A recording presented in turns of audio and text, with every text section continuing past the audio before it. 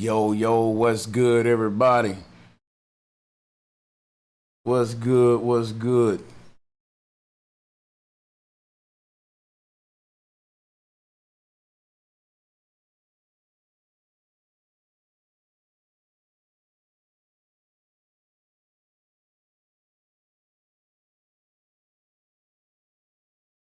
Hey, yo, let me get a mic check real quick, fam.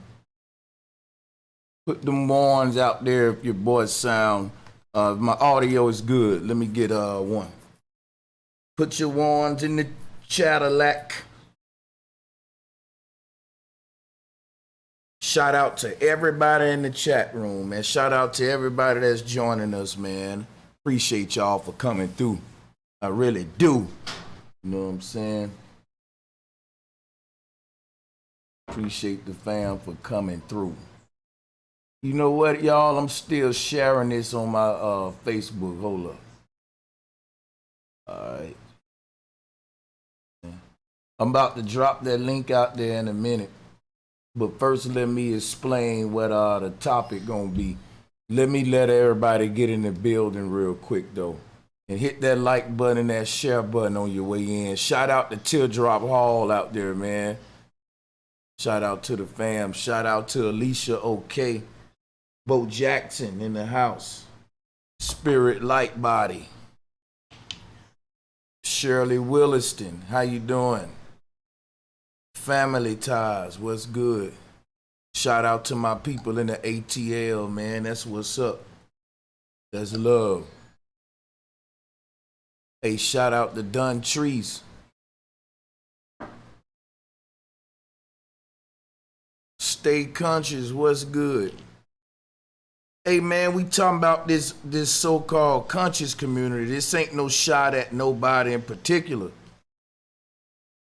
It's just, I think all of these little schools of thoughts and all these little camps out here, I think none of them is above criticism. What other better way to criticize them than as a community? I'm going to tell you right now, it's a lot of stuff I've been hearing in the conscious community for over a decade now. And I've also noticed that the conscious community ain't evolving. It's stagnant. If the conscious community was a body of water, it'll be a swamp. You know the number one thing I hear these cats say in the conscious community? They be like, man, if you out here teaching, we want to know who was your teacher, who was your master teacher. What scholars basically train you. You know what I'm saying? I know y'all hear that a lot. I know y'all, that's basically what the whole show is about today. Something called scholarship. What is it? We throw that shit around a lot, but I want to talk about it today. What exactly is scholarship? Because what it seemed like it is to me is if, just say I'm debating a person. If I'm winning the debate and I can't tell the people or the person I'm debating where I get my information from or show the source for my information, then that's a strike against me or something like that. In other words, what goes on in the conscious community is the same thing that go on in the church. In the church, right? In the church, if you come with an idea or a concept, they say, show me the scripture that support that. Show me that in the Bible. Show me in the Bible. It's like, bro, I didn't get that from the Bible. That's my thoughts. Well, then it ain't of God, then it don't count. And when you leave out of the church, they do the same thing to you in this so-called conscious community. You can say, hey, man, I don't have an author. I don't have a master teacher. I don't have a book that I read to get this idea from that I just slayed your ass with. But now think of how stupid this is, right? Let's say I'm boxing Mike Tyson and I go to getting the best of Mike Tyson. Boom, boom, boom. They like, oh, bro, Sanchez beating up Mike Tyson. And at the end of the fight, before the referee raised my hand up as the winner, he say, who trained you? And I be like, well, you know, I ain't have no trainer. I just ate good. You know, I worked out on my own. You know, my corner empty. And they say, oh, well, you can't win and you didn't have a trainer. That's what we're doing in the conscious community. You can't be self-driven, self-taught, self-educated. You can't be self-proclaimed. Which means you just can't be for self. And that's what happens when we get caught up into God consciousness and not self-consciousness. God consciousness said that my hand got to be held all the fucking time. God consciousness is just what the word says. God is guide. Guide consciousness. You niggas that can't think without a guide. You can't formulate your own thoughts without guidance. And when someone else who don't have to have a hand held, who don't have to be guided by some elderly person, who don't have to be guided by some goddamn master sergeant, first class, third degree teacher, lieutenant, scholar, you know, all them titles y'all niggas got. Yeah, some of us niggas are so fire that we don't need a guide, nigga. Hey, you remember, you ever saw somebody put some shit together and they take it out the box and they throw the fucking instruction book away? And they put that shit together perfect the first time? That was my uncle. He didn't have to read no fucking guide. Now you may have to. So don't throw away your guide. No, don't throw your guide. You may need the guidebook. Okay, I got my little rant out the way. How y'all doing? Shout out to My Assorted Views. Thank you for that early donation, my good sister. Thank you for that support, sister. Yeah, man. If someone, let me show you how backwards the conscious community has gotten. If someone asks, what's the definition of love? And I just give them my definition of love, they'll say, what reference do you have of that? Did you use Webster or did you use? I'm like, no, nigga, I define love for what it mean to me. I got the right to define my reality. You niggas need to think about that. You wouldn't know what love is if you didn't read the definition in a fucking book. If that's true, you don't need children. Ain't no goddamn bird have to look up the definition of love. See, this the kind of dumb world we live in. Ain't none of them animals need Webster's dictionary to define their reality. Yeah, the bird don't know it's called a tree. And the bird don't know the definition of tree. But the bird lives in the tree. And the bird know what the tree is according to his reality and his interpretation. Now, why can't I be like the bird in the tree? Oh, because it don't call her the tree. Silly me. This shit is fun. Hey, man, y'all hit the like button. I hope you learning. Listen, the conscious community is, let's just say it's one phase of your goddamn development, but it's definitely not the ultimate phase. Hey guys, y'all gonna call me while I'm live, right? That ain't pretty much that. Come on now.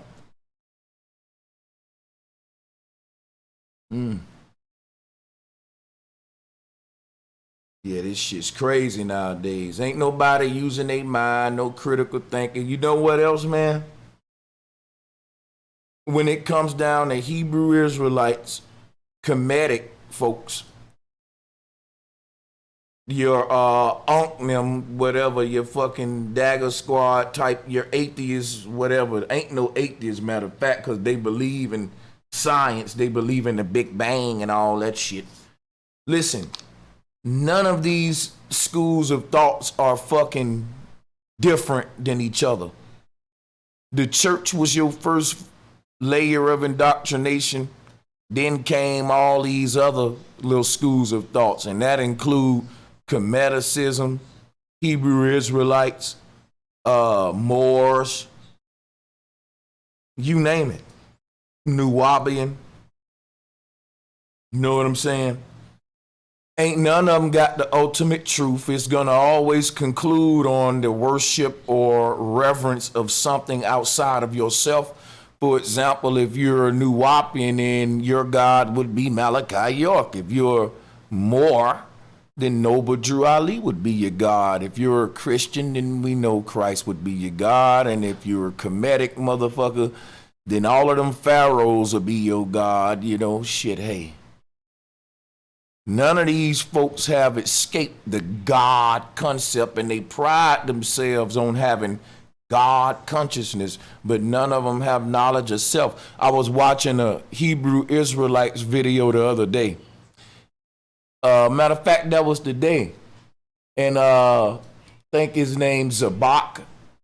They had a dude up there in front of him saying how he'll slap the God of Israel and how fuck your God and all that. And I was saying, that's right, that's right. But basically they was threatening man subliminally and shit. Hey man, you better watch your mouth, God will kill you for that shit. That's what he was telling them. So if I say fuck God, God gonna kill me. But if a pedophile fuck a newborn baby, God ain't gonna kill the pedophile. You motherfucking Hebrew Israelites are stupid.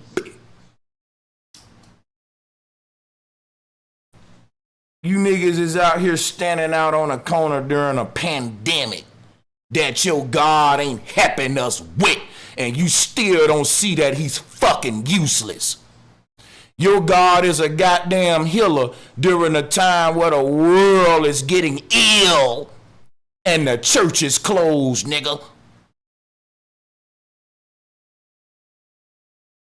The church is a non-essential business. During a time where people is sick, they telling you God ain't no healer. God can't be no healer if the churches got shut down during a coronavirus outbreak. Somebody better hit the like button. I got daggers for you Hebrews. You ought to feel stupid. Like a fool.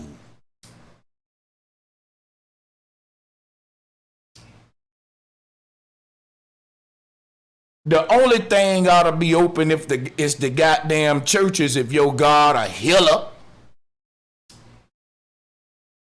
Your God will come kill a nigga for saying fuck him, but he won't save these children. Sound like a regular gangster nigga to me. Kill a nigga for stepping on my shoe. Your God will come off his throne in heaven because I said fuck you, bitch. He's an emotional sack of shit, ain't he? Or get off his royal throne and come argue with a nigga like me, but won't come down here to fix the fucking world. I was shaking my head watching that shit. These damn Hebrew Israelites are nutcases.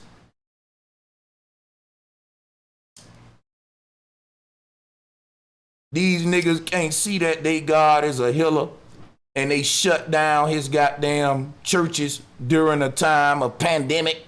If they don't get it, nigga, that your God never show up. Nigga, if his ultimate profession is a healer and he off during the time, oh my God, come on, folks. God damn it, Batman don't take off when the Joker and the Penguin out there doing what they do. That's when he stop what he doing and go suit up, baby. Otherwise, if Batman taking off every time Joker and the motherfucking Penguin show up, then goddamn it, Batman, we don't need you, man. Shit. Stay your ass in that cave, nigga.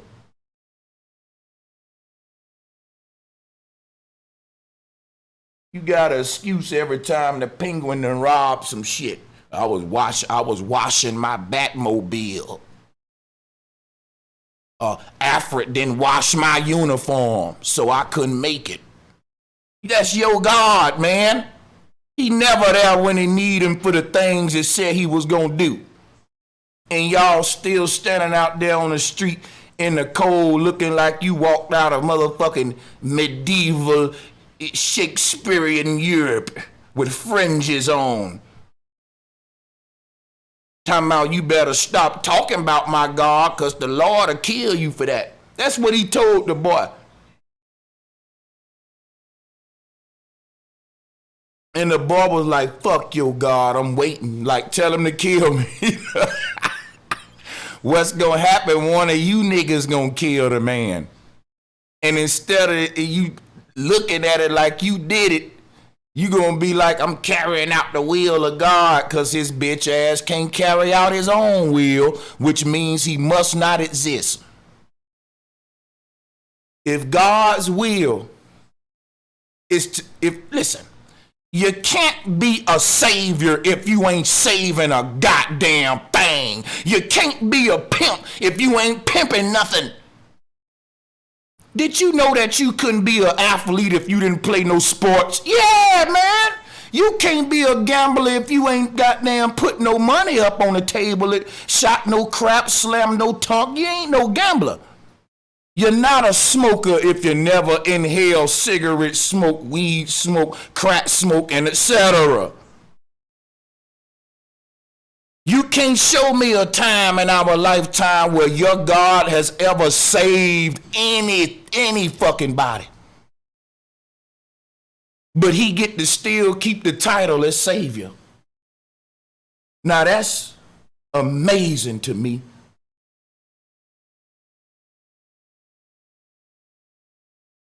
Your God said he a savior. In a time right now where the world needs saving, he took off. That's just like when all the fucking stray dogs come on the street. The animal control team and the pest departments, they take off right there. Right when that's just like soon as a shooting break out, the police took off. Soon as a house started catching on fire, the firemen taking a break right now. That's your God, man. That's your God. Yeah, that's him. He ain't there when I need him, but he always on time. Ain't that some stupid shit? If he ain't there when you need him, that nigga never on time and he never there. Oh my God, listen now. Who grew up hearing that dumb shit coming up? God may not be there when you need him, but he always on time.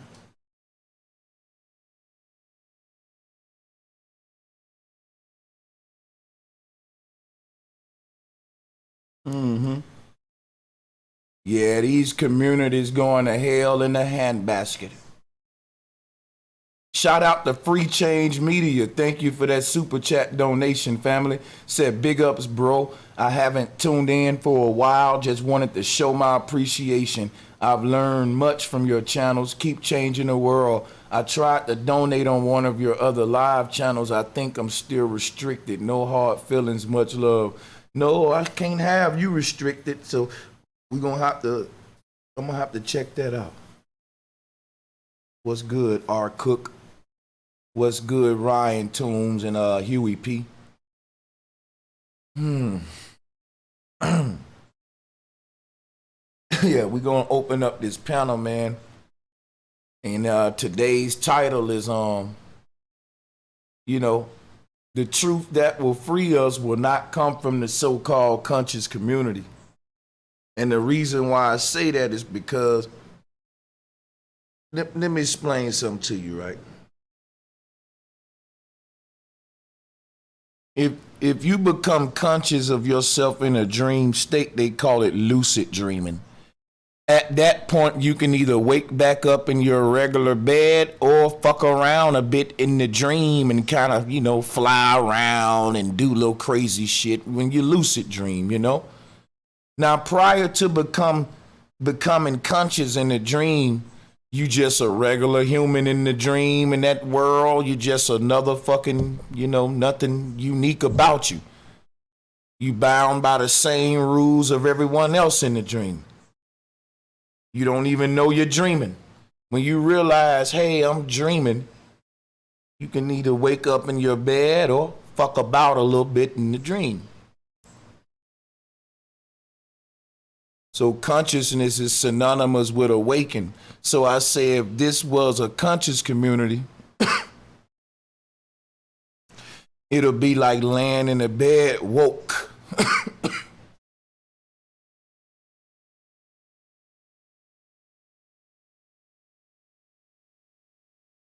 So what I'm here to propose today is that the fucking conscious community is government control. It's government control. They got to control the opposition.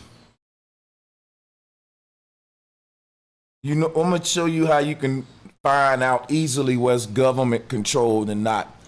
Anything government control will lack sustenance. In other words, you will never benefit from it. Like, for example, government control the food. We don't benefit from the food we eat. The food we eat keep us alive, but it don't make us healthy.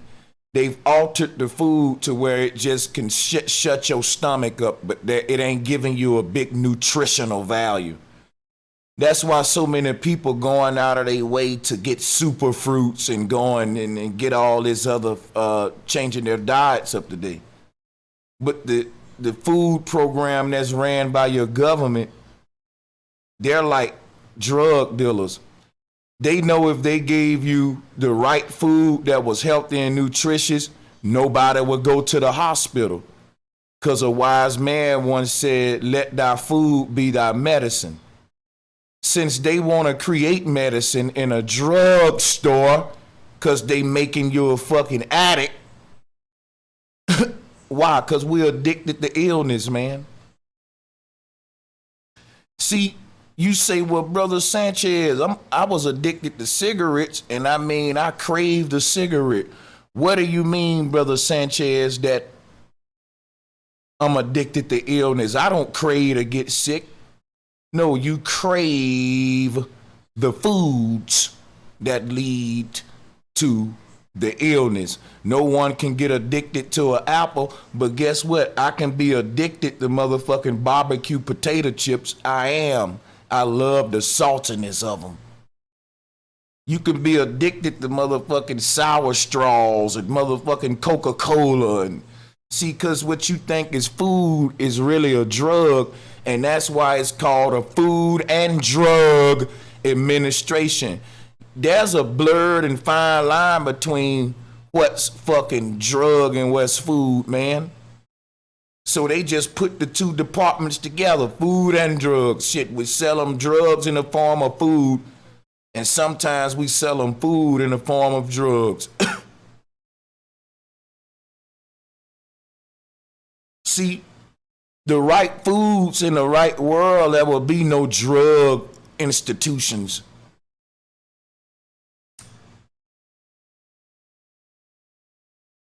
Hold up, y'all. We're gonna allow people to join the. You know what I'm gonna do right now? I'm going to put the invite up and start letting people come into the back chat, and I'm gonna try to orchestrate this thing a little. Make it a little organized today, man. You know what I'm saying? Try something new. I hope y'all don't get mad. I don't want a bunch of folks yelling over each other. So everybody click the link, come on in the back chat, and we'll bring y'all up one at a time, so it won't be a clusterfuck. And if we don't like this way of doing it, I'll just say fuck it and let everybody on. We just trying. I see everybody else doing it, so it seemed to work pretty good. So we're doing it like a call-in where you hop on, say what you got to say, and we rotate and we go to the next person and etc. You feel me? Instead of just having people sitting on the call saying nothing, This way we ensure everybody that click the link talk.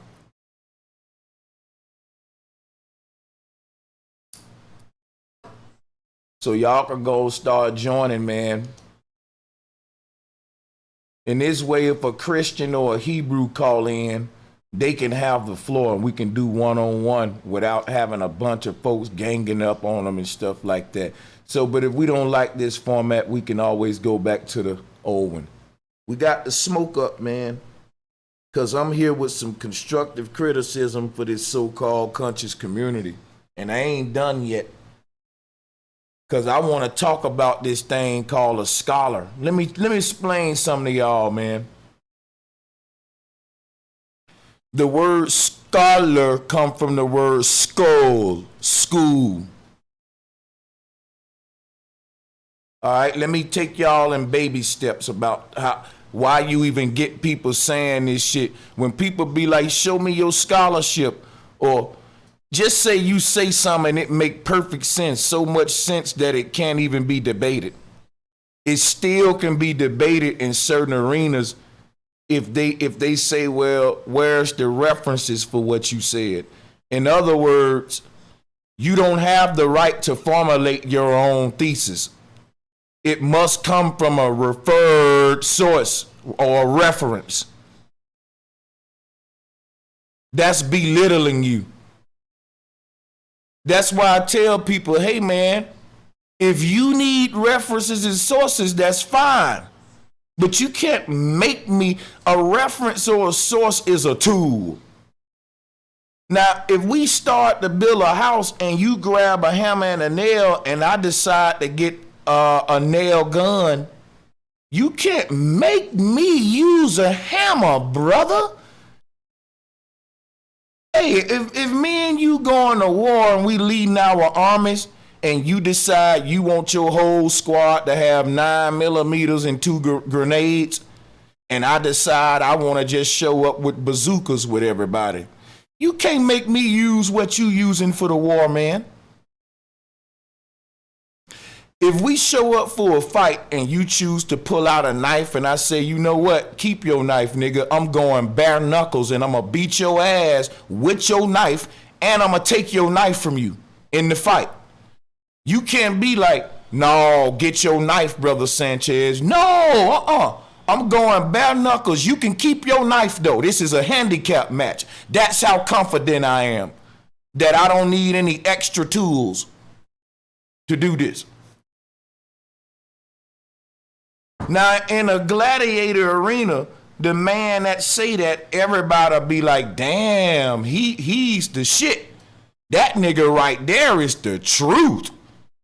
You feel me? He'll get credit for that. Like, yo, he just used his hands and homeboy had a knife and he beat his ass. Like, you'll get extra credit for that. But in this so-called conscious community, the nigga who needed tools get more credit than the nigga who didn't. Now you tell me ain't that some backward shit? Man, that is bass backwards. That shit is bass backwards.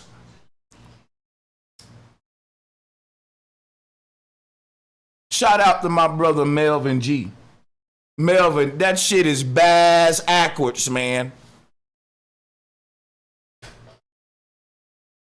It's bass backwards. For real. It's just so much like, and you know what? I'm gonna tell you where that come from. All that, show me the book you got it from. Show me. See, for a long time in the conscious community, a lot of these authors were controlling the venues. A lot of these book writers and printing companies and authors, they were controlling the venues. They would arrange debates, and they would also have an area set up where they can sell the book out front and have the book, you know, copies of the book set up out there. For whatever the debate topic was, the book was kind of along the lines of the debate topic. I'm finna give you the history of why niggas be like, show me the scholarship, where your references, because The people that's selling all of these Anunnaki books and all of this shit is nothing but indoctrination. But to make a long story short, the debate arena has been staged since its conception, just like the football and NBA. And basically, to sell more books, they let the nigga who show up promoting the books in his damn debate win. Because the same people who own the bookstores up there and the printing companies and all the authors and shit in cahoots with the damn debate arenas and people setting up the debates and shit. So it's a conflict of interest. Of course, they buddy who they got out. See, here's the thing how this book shit work. When a book is written, the author is basically like a pastor or a bishop, right? And there's a bunch of people who subscribe to that author. They got all his books and he's like their teacher. So these people are needed to that community because they show up with a YouTube channel, hundreds of thousands of views, and they go to promoting the author. And they say, yes, I'm a student of Malachi York, or I'm a student of such and such. And my eyes were open when I got his book, da da da da da. All of my people who subscribe to me, if you ain't got the book, da da da da da, you need to go purchase the book, da da da da da. So it's like they're a salesman for their leader or their pastor, just like the Christians are. They're a salesman for their church and their pastor because they go out there recruit people to join the church. And who benefit from that? The pastor show up next year in the bigger Benz because everybody brought in 2 new members that year. And he get a raise every year. Y'all bring in new people because you out there being an ambassador for your church and your pastor. Hey, can't nobody preach it like my pastor, man. You need to get his book. He written on Jesus. And, you know, and this the same game going on in the church. Y'all, when I was in the Christian church, all your deacons and bishops, all of these folks be writing books too. And these churches have liberty libraries where you can buy their little printings. Some of them got little shitty printing companies where the book may not be as look as good as some of the Amazon shit in the South. It may be a little paperback. You know how they print the church. You know when you walk in the church, the little fold out they give you for how the service gonna be. And you can read kind of like the itinerary, the program. Yeah. Some churches in the South use that same style printer to make little books. But some of them have grew and stepped their game up where the printing companies got better. But what I would say up north, they got it on lock. Because the Harlem Renaissance, they started printing a lot of different literature and poetry, and along with that became a lot of these what they call neo-pagan groups and movements, which would be your modern day Kemetic folks, your Moorish groups. We can get into the neo-paganism movement, but I don't really want to go too deep in that right now. What I'm trying to show you is like the history of people saying like, show me your references, what kind of scholarship. See, scholarship is directly related to school of thought. Every school of thought got their own literature, which means for every member we recruit, we sell propaganda.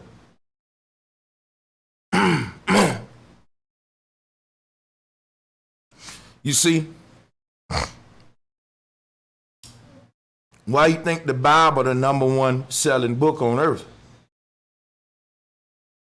Because the Christian is the fastest growing religion on earth. The colonialists.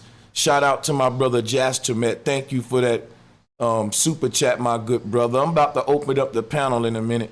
I'm going to let a couple brothers on. I'm going to try to have order though. But check it out, y'all.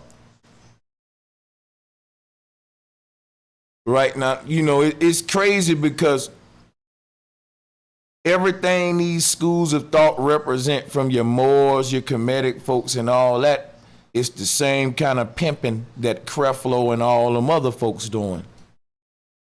There's no true enlightenment in it.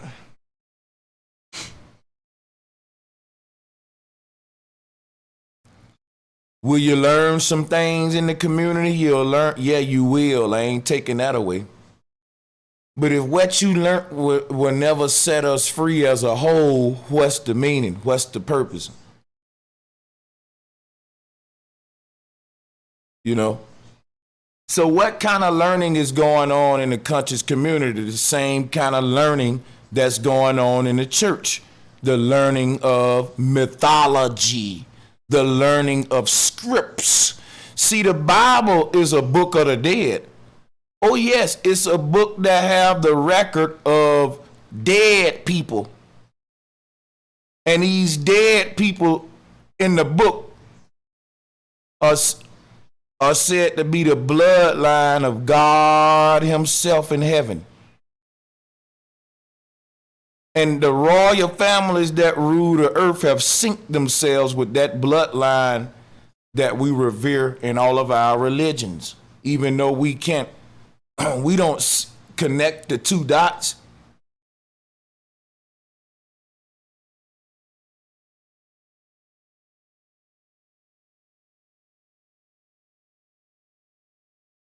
So like, that's what they're learning in the conscious community, of stories of, you know, the Christians. Let me give you a scenario.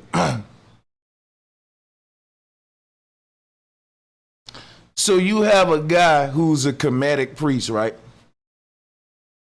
He argues with a Hebrew Israelite priest, and he says to the Hebrew Israelite priest, man, why do you believe in talking snakes? And the Hebrew Israelite priest respond to the Kemetic guy, why do you believe in birds that have sex with humans?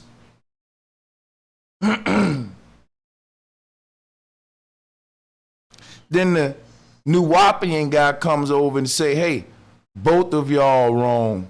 The real truth is that we come from aliens who landed here on a spaceship so that we can mine gold for them. And then I step in the room and I say, all three of you motherfuckers are psychotic. The truth is that all of that shit is a lie. The truth is that these stories in these schools of thought are so bizarre for the same reason that the story of the three little bears is bizarre. Yeah, bears don't live in houses. Niggas don't walk on water. And birds don't fuck men, Kemetic people. And you Moors, we didn't come from E.T. neither. See, if you know, when you start taking mythological stories literally, you sound like an idiot, because everybody know literature ain't meant to be taken literally. And I keep telling niggas that, but they don't care, you know. That snake talk, buddy. Hey, that man walked on water, buddy. Brother Sanchez don't know what he talking about. The snake spoke with telepathy. Yeah, one nigga literally told me that. He said, hey, Brother Sanchez, why you shitting on the Bible? People speak to the animals all the time. It's via telepathy. And there was like a mic drop. And I shook my head and I said, we in trouble. Yeah, we in trouble. It's beyond trouble, nigga. We in trouble. This shit's ridiculous. Excuse me, y'all. Yeah, man. You know, think about that shit, right? One nigga believing in a talking snake. One nigga believing in a horny bird that's lusting out a man. And then another nigga believe he come from E.T. phone home. We're fucking ludicrous, black people. And we ain't got a lot of time to wake up for this shit. And I think a lot of people just playing stupid. See a lot of rich motherfuckers walking along with the, you know, in the scary movie when you see the zombies coming at you and you start saying brain, brain, and I'm gonna blend in. I'm gonna blend in with the motherfucking zombies. A lot of you motherfuckers ain't no real sleepwalkers. You motherfuckers know the truth. You're just agents. A lot of you niggas ain't no real zombies. You niggas just saying brain. Nigga, I'm gonna spot you, nigga. I'm just looking at the zombie crowd. I'm gonna show you the ones who ain't real zombies. Cause you ain't moving the same, nigga. Some of you niggas is just, you know, you benefiting off this shit, you know, brain. Yeah, nigga. Yeah. Some of you niggas is you know, your pockets looking a certain way for you to be stupid. So you don't wanna, you know the truth, cause then goddamn it, your lifestyle gotta change. That's what I'm telling y'all, man. Look, this shit go on in the church too. It ain't just, don't listen. I'm not just picking on my brothers and sisters in this conscious community, man. Cause before I landed in this conscious community, bro, I was in the church, and the church even worse than the conscious community. So it is a step up now. Don't get it twisted now. It's a step up, you know what I'm saying? But it ain't the last step, goddammit. You know, church is scamming hard, bro. I don't care what you niggas say about Polite or anybody, and I'm just bringing his name up because people say him and Umar niggas like to say. I don't get into all that because we don't know the details, but what I'm saying is this right here, bro. The church got everybody beat. And I'm going to tell you why, because who you think the conscious community learned it from? That's what y'all ain't realizing. I'm telling you, man. I ain't bullshitting. Guess what? It's just look, in these churches, bro, they have debates just like the conscious community. You have big time debates in these Christian assemblies. And some of these assemblies is like 50,000 members, 100,000 members split up into smaller churches. Like I was part of a big ass, I was PAW, Pentecostal Assemblies of the World. We had churches all overseas. Our conventions was like going to the Super Bowl. Thousands of people. Yeah, I was part of a big Christian organization. But see, here's the thing about that. You can't tell me the conscious community ain't learned the game from the church, because the church was going out there in them streets first with their mics and their cameras, calling it community outreach and shit, before the conscious folks in Al Sharpton them followed suit. No, I'm just saying, what I'm saying is the black movement came later. When we was coming out of slavery, we was so indoctrinated still with the Bible. You know what I'm saying? Later on, during some called the neo-paganism movement, we started becoming what they call Afrocentric. And then they started calling us Afro-Americans during that time. We started kind of developing a cultural identity based around Darwin's theory of evolution and out of life coming out of Africa. That's another story though, which is something we got to talk about too, because that's deep right there. Like that programming is deep, but I ain't gonna go there right now. I'm gonna stay on subject though. Like in the Christian church, man, they had these debates. They have, you know, one Baptist minister is debating a Lutheran minister, and they'll have it hosted at a host church. And sometimes, you know, these things will be so big that the money they generate from it be more than what they church made for that whole month. So it's a chance for both churches to benefit. Let me show y'all what I learned being in the PAW. The churches will stage debates and make money off it, but they don't charge you to get in. They pass the collection plate around throughout the debate. And they say to support both of these brothers in their time, you know, and to support our ministers and all that. And brothers, let me tell you something. It's some niggas who you don't even know their name who are fucking millionaire ministers, dude, in the South. I'm not even making this up. I'm from the Bible Belt. It's some regular dudes. They're not famous, just regular people with them M's. Just from this church shit. There's so much money in it, man. Like, I'm talking about pastors showing up with $10,000 robes on, and they don't even wear the same robe twice in a year. They spending hundreds of thousands of dollars just on robes, dude. Like, I'm trying to give you an idea of how much money in this shit. So, but anyway, back to what I'm saying is like, church A, just say you got a Lutheran church, right? Big time Lutheran church. They ministers making a lot of noise, going around on seminars. They converting people. They getting them followers. Then you got this Baptist church in the same community as the Lutheran church. And they both big churches and they like rivals. Because now we trying to collect these people for Baptist and you doing it for Lutheran. Our doctrines don't agree. So what'll happen is the bishops of them churches will actually make that a lucrative thing. And they'll actually seed the animosity, dude. I'm not making this up. It'll have, I done heard churches be like, and them old stinky Catholics over there don't know what they talking about. My grandma been teaching holiness for years.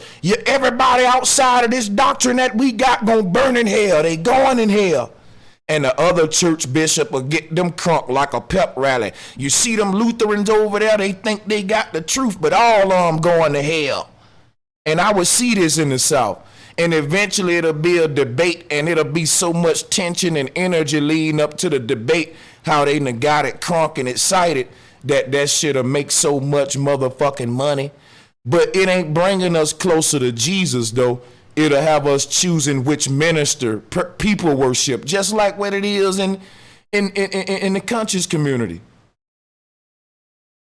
And the women will just get wet. Ooh, minister, can't nobody fuck with him. I'm just lying. You know they Christians. Y'all didn't get the joke. But you know they think, you know, it's the same thing. You know, the Christian be like, man, the spirit be moving in Minister Bradley, boy. And that's their way of saying basically he the champ, nigga. Ain't nobody fucking with him. But you know they gonna get a credit to their God though. You know, that's another thing about religion. You score a touchdown and you get a credit to God. Like a lot of these NFL players will score a touchdown and get down on a knee and point up to the sky, and it's just so laughable. Like God is helping niggas score touchdown. Nigga, God blocking for niggas now.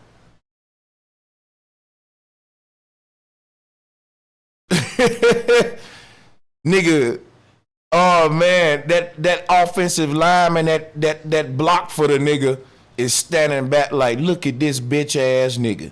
I just literally dislocated my shoulder to block this big ass linebacker so this nigga can score, and he pointing up at the sky, and I'm waiting on this nigga to dap me and he walk off. Damn. Yep, that's y'all religious folks. God helping motherfuckers score touchdowns, but God ain't helping these children get no food that's starving in the world. But he helping niggas get in the end zone, though.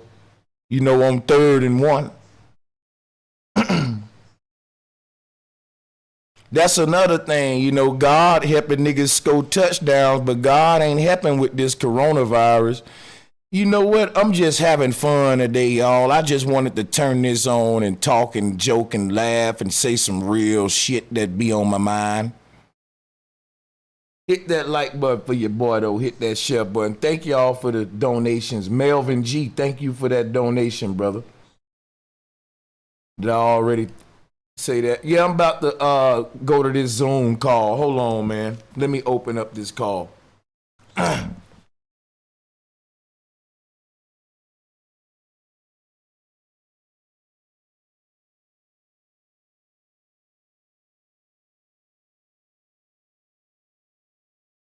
Okay, let me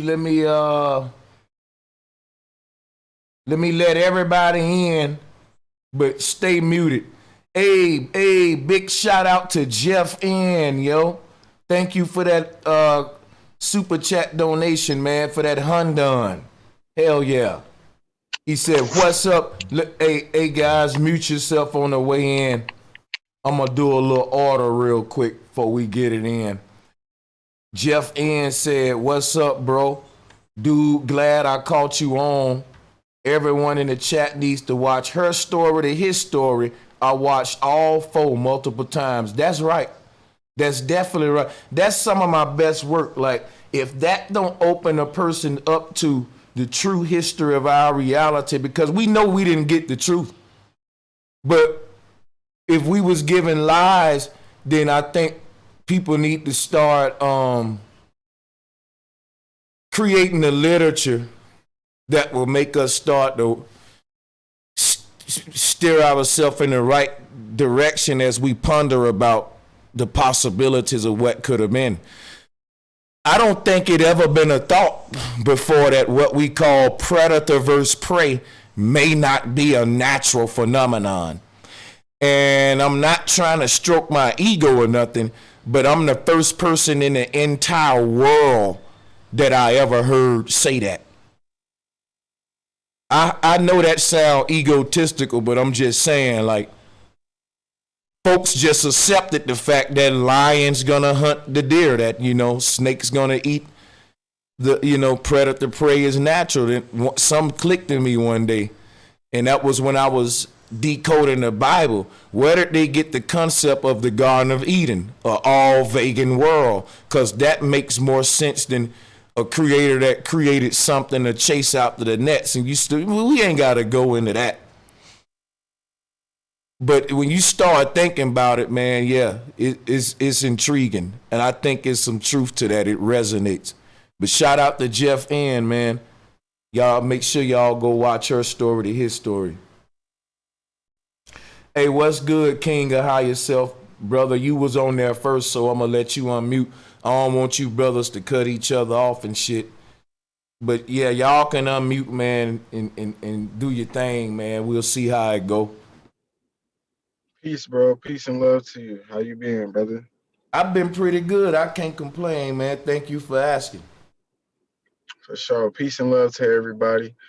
Um, Bro, I swear, man, you be tapped into the fucking vortex like a motherfucker. This is a perfect conversation to talk about because really we need to know what is consciousness, because the conscious community is so infiltrated with indoctrinations that I don't even think people realize what consciousness is. Like I told you one time when you your last debate on Sonetter, you debated Gorilla Hebrew, and I was telling you, man, watching it, it was like you was over their head, bro, because like consciousness is really consciousness of the spirit, mind, and body experience. And like when you be speaking on that shit, or like even me when I speak on it, or other brothers, like you could tell it goes over people's head because they think consciousness is knowing things. Like there's a difference between knowing and consciousness. You know what I mean? Like you can know something, but are you conscious of it? And I think, bro, this is a good ass topic to bring up, like especially with the type of brothers that you attract. You know what I mean? So I'm very happy to hear you bring this up. I just want to build with everybody on it. Hey, man, I appreciate that. That's what's up. Hell yeah. So we got the brother King of High Yourself with us, man. Appreciate that. And Let's rotate it. Okay, brothers, y'all can go ahead and buzz in. Go ahead. What's Peace good? and What's love, good? power. Happy Monday. Everybody? Hey, same to y'all, brothers, man. How happy are Peace to Mondays for you, y'all? King of Higher Self. Good to hear from you, brother. Peace to you, Jesse, man. Much love. Hey, yeah, y'all already know we about to get it in, man. Wouldn't y'all agree though that the infinity, right? That is consciousness. That consciousness is infinity or embodies it. Would y'all agree? Yes, Yeah, I yeah. think when you say consciousness is infinity, you're right. But when we say everybody ain't conscious, it don't mean everybody ain't infinite though. So let me break down what I'm saying. Consciousness is infinity, but a person who's not conscious, even though they lack consciousness, they still maintain infinite ignorance or unconsciousness because consciousness and subconscious ain't the polar opposites of each other. Um, the opposite of consciousness is unconscious, and that's different than subconscious. I hope we know the difference between conscious, unconscious, and subconscious. But see the thing of, and I'll give you the difference real quick. That's because I'm taking this concept a little deep, right? You got folks that's see, when you're conscious, you're tapped into the infinite nature of what you are and what the universe is. When you're unconscious, you're when you're unconscious, you still part of that infinite creation, just like all the conscious people, but you ain't tapped into it. So that's why I said conscious people, like consciousness is synonymous with infinity, but unconscious people don't mean that they're not part of that infinite aspect. You know what I'm saying? Like I think that's the Yeah, reason why people be on an infinite loop of ignorance and just bad karma and shit because like conscious folks are become conscious to the fact that in order to create heaven for myself, I got to create good karma. So if you ain't conscious of that, you'll carry on just un- unknowingly creating fucked up karma like for your existence or making hell for yourself, so to speak. yeah, because the unconscious people are what fuels the consciousness to propel the even more conscious people. You know what I'm saying? Hey, Jastamet, you muted yourself in the middle of your sentence. Oh, my bad. Yeah, I was just saying that even the unconscious are a part of the infinity, which propels further the conscious. You know what I'm saying? Mm-hmm. Yep. Oh yeah. And I think that they have a purpose too, man. Cause you know what's crazy, bro? I was thinking about this, man, and anybody can chime in whenever y'all want to interject. But you know what I was thinking about? I was thinking about like what purpose does ignorance serve? Because man didn't make ignorance. Like that's just something that exists within creation. That's a possibility of what man indoctrination can cause is ignorance. You know what I mean? But yeah, go ahead. Go ahead. Nah, that's a fact. But shout out to you brothers on the panel. Thank you for letting me on, bro Sanchez. I appreciate that. Oh, no doubt. Thank you for joining. Um, You, I just want to Rafi? expound real quick on what's up. What's up? I just want to expound real quick on what King of Higher Self was saying.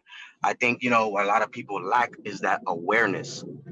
They're not aware of what consciousness is. People just think, oh, I'm conscious. I'm quote unquote hashtag woke. Consciousness is not just the information you retain. Is are you aware of that information? And if you're aware of what you're doing with the information, I think that will be, part of the word he was looking for there. I would say. You right on it, Raphael. Yep. Yeah, the difference between the consciousness and intelligence thing you were saying was true. Like, and hey, you know, like if knowledge is infinite, what better way to embody the infinite than to continuously, you know, kind of teach on that and speak on that, because you can always talk about it forever, for infinity, pretty much. You'll never stop learning. True, Right, but won't you say I that you agree got to with be that. aware to do all that? For sure. Yeah, yeah, I agree. It's never ending, man. Is it just me, or for example, like I'm 35, right? I became exposed to what we call the conscious community in my 20s, and you know, it was different then. You had a lot of the big teachers now very active then, like your Phil Valentines, Runoko Rashidi, Dr. Barry Shango, Amos Wilson. Like it was very vibrant. It was kind of still a fresh thing, right? But now today you got your, you know, Black Dots, Professor Griff's, your Sonettas, your Black Newses, and all that. Salutes to all of those guys as well.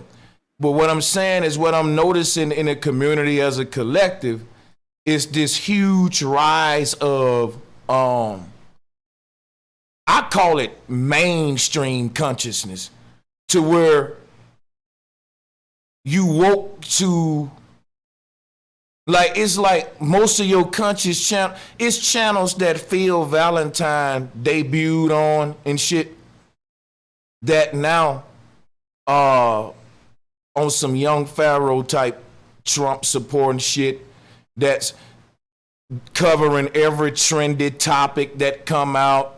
I guess we can call it trendy consciousness. And even myself, because of it, have to kind of adjust some of my content and deal with what I call surface level shit, because I don't know, man. It's like the conscious community.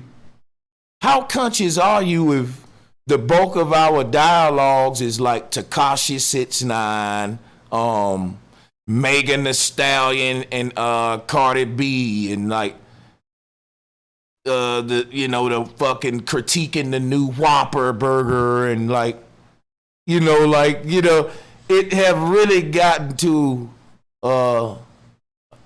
you know, it ain't thought provoking like it used to be, in my opinion. I'm just allowing everybody to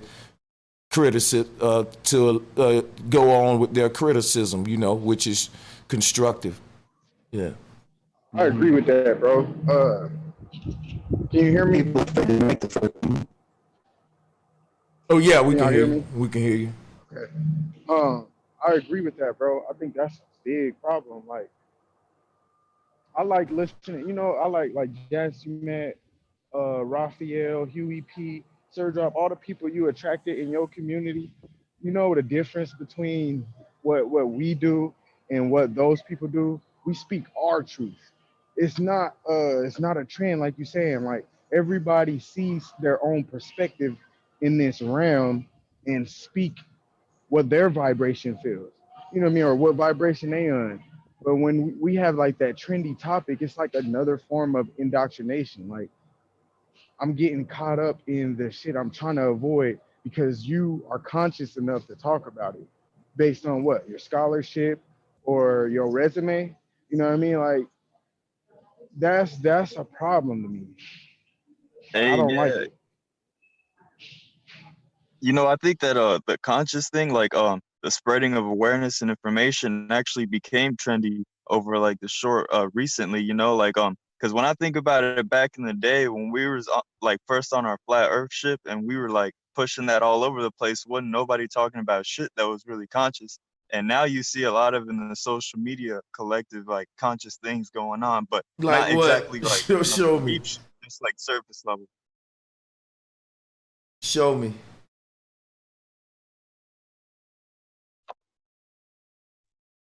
Hello? Yeah, show me. Yeah, yeah. I was saying the concept of it, like the way people are spreading information amongst it now, you can definitely see an increase in people spreading information amongst I themselves. see That was, them spread. I see them spreading indoctrination. You know what? I see the number one thing yeah, being spreaded right now is that Trump is the savior. That's the That's biggest it. religion on earth right now, dude. They even love them in other countries. Yeah, but you know, all I was saying was the people in social media are now onto a more trendy like form of communication that involves spreading information that's not necessarily like they are doing the Trump shit, they are doing the surface shit, but a lot more of the underground shit is starting to pop up within. It's like a slow trickle down effect, and I think us flat earthers had a lot to do with that, man, because we was all up in the social medias with that shit. Okay. I can fuck with that. First, I I'd like can to say, fuck with people, that. brother, can y'all hear me? Yeah, go ahead, brother. Yeah, this is Brother Didek. I'm not here to come here to argue. Actually, I came here to build. And I only want to offer just a small. We can't hear you. Your mic a little staticky, bro. Just a Yeah, your little shit static. muffled, dog. Damn, hold on. Yeah, man, you need to get that taken care of and then check back or kind of do a mic check or whatever. But yeah, it's cracking up. Still staticky now? Yeah, it's still staticky. Yeah, I think my microphone on my phone is broke, man. Hey, can I say something while you get that mic in order, Didek, right before I get into the build up? Yeah, I just wanted to get this out of the way with you, brother Sanchez.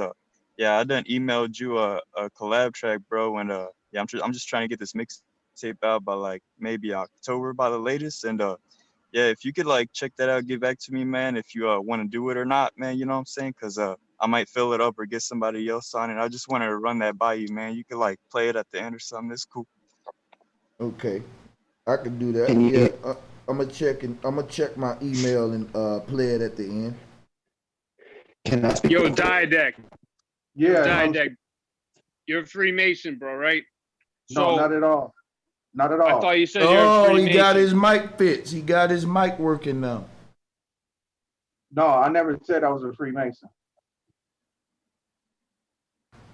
Okay, never I may said have that, misheard. but- I may have misheard you a couple shows back, Mhm. bro. Sanchez. I don't know when my time to talk is, but I'll tell you, like 3 or 4 shows ago was the best show I ever heard from you. Which one was it?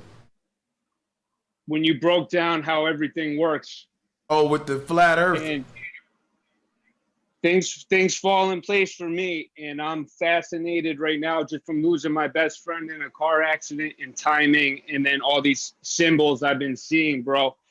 I'm fascinated with dreams in the dream state and how you can time travel in your dreams, and also the moon. I don't know if you can see the moon where you're at. I'm in Connecticut, but it looks like K2 or another shape, another black luminary shape that is in front of the moon. It does not look like a shadow. I don't know if that's K2. I'm trying to understand that a little more. There is a slight echo in my mic, so I hope I sound okay. No, you're fine. You're fine. Hey, he's on point though. K2 is considered Yeah. what eclipses the moon. Yeah. Hey, I shout want to out. know why the Arctic comb jelly face north. What was that face north? Say that again. The Arctic comb jelly at the bottom of the ocean all face north. Damn. They must be. It must be some kind of.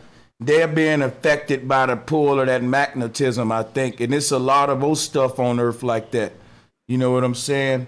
Hey, you know what? Speaking of the North and magnetism, right? I had this theory. It could just be like whatever, but you know how they reverse everything that they give us, right? What if the North Pole is actually the South Pole and the South Pole is really like the North Pole? But now we know there's no South Poles, but if you think about it, like there's a lot of etheric energy and like warmer climates and shit when you get like down further to the south, and you know they had a lot of operations and military things that went on in the supposedly the South Pole, you know, but what if they flip that on us, you know, so we could be pointed in the wrong direction?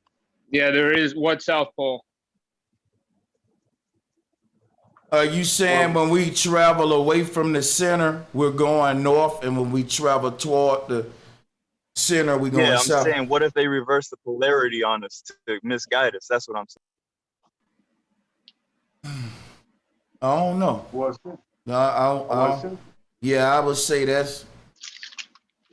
I wouldn't see how it'll. Yeah, I wouldn't really understand why and how, but hey, anything is possible, I guess, man. Well, since y'all brothers can hear me clearly, I just want to share two words and definitions with the panel. For you to bring that up, that's crazy about the conscious community, because I kind of brought that up a long time ago, but it was in a heated argument and it kind of went through the ears of a lot of people. But with that being said, I would like to define the word conscious, CONSCIENCE. I want to define that word first. And in that definition is the awareness of a moral or ethical aspect to one's conduct, together with the urge to prefer right over wrong. Now I'm going to define the conscious that you're talking about. And that's spelled CONSCIOUS.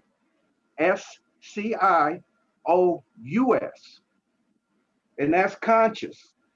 Having the awareness of one's environment and one's own existence. That's what that conscience means. There are two different conscious at play. Like I was trying to get at Sarnetta, and I am using his name because I put this all in this chat, and he know I'm coming for that ass, but I told him, oh, hold on, let me finish. I said, it's the ending of the conscious community. I'm ushering what is called the conscientious community. Because with that adverb or that adjective, you're going to have to invoke action with your consciousness, with your awareness, because that's... Well, you know, the one-liner for you is that conscious is conning science because science can't explain it, but go ahead. Absolutely not. See, this is what I mean by conspiracy theories. Hey, thank you, Sister Alicia. Okay, thank you, my sister, for the super chat. But with that being Show me said, science-proof consciousness, Dad. Hey, Jastumet, hold up. Jastumet, when you're talking, you cut yourself off before you finish. Finish your statement, then hit the mute button because you be giving us. Yeah, it's not like Sure, you got some deep shit. My bad, yeah. Y'all go ahead.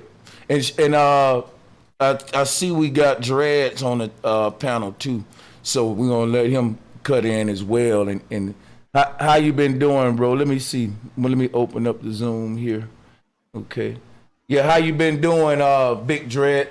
How you been doing, man? What's good, family? You hear me? Yeah, we can hear you loud and clear. Huey P, what's good? Let's let some brothers who haven't spoke yet introduce themselves to the bill, guys, and we'll continue. Can I speak, Brother Sanchez? Can you hear me? Yeah, just let the people, yeah, you can speak, but let everybody on the panel who joined the panel, but then introduce and inject themselves into the conversation, go and do that, and then we can continue, and I'm letting everybody know you can interject at any time. Go ahead. Shit. I just want to say appreciate everybody for the bill. Bro Sanchez, appreciate letting me on. His brother Chaos.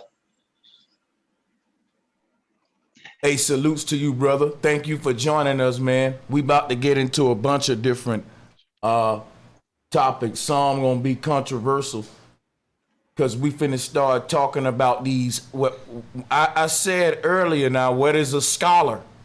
That's on the table. Think about that now. What is a scholar for real? Think about that. A scholastic person. Then think about, right, what is scholarship? What is an elder? What qualifies one to be an elder? Who books do we accredit and reference, and who books do we not? And that goes by what I was saying in the church. And I'm gonna let you brothers interject in a minute. But see, I'm laying like the groundwork. I'm laying the groundwork for the. I'm getting some feedback from one of y'all, so I muted you. But yeah, I'm laying the groundwork, you know what I'm saying? Because the groundwork is, a lot of folks don't know how deep it go, why certain literature dominates certain communities. Remember that the literature that dominate a certain community has made that particular author rich.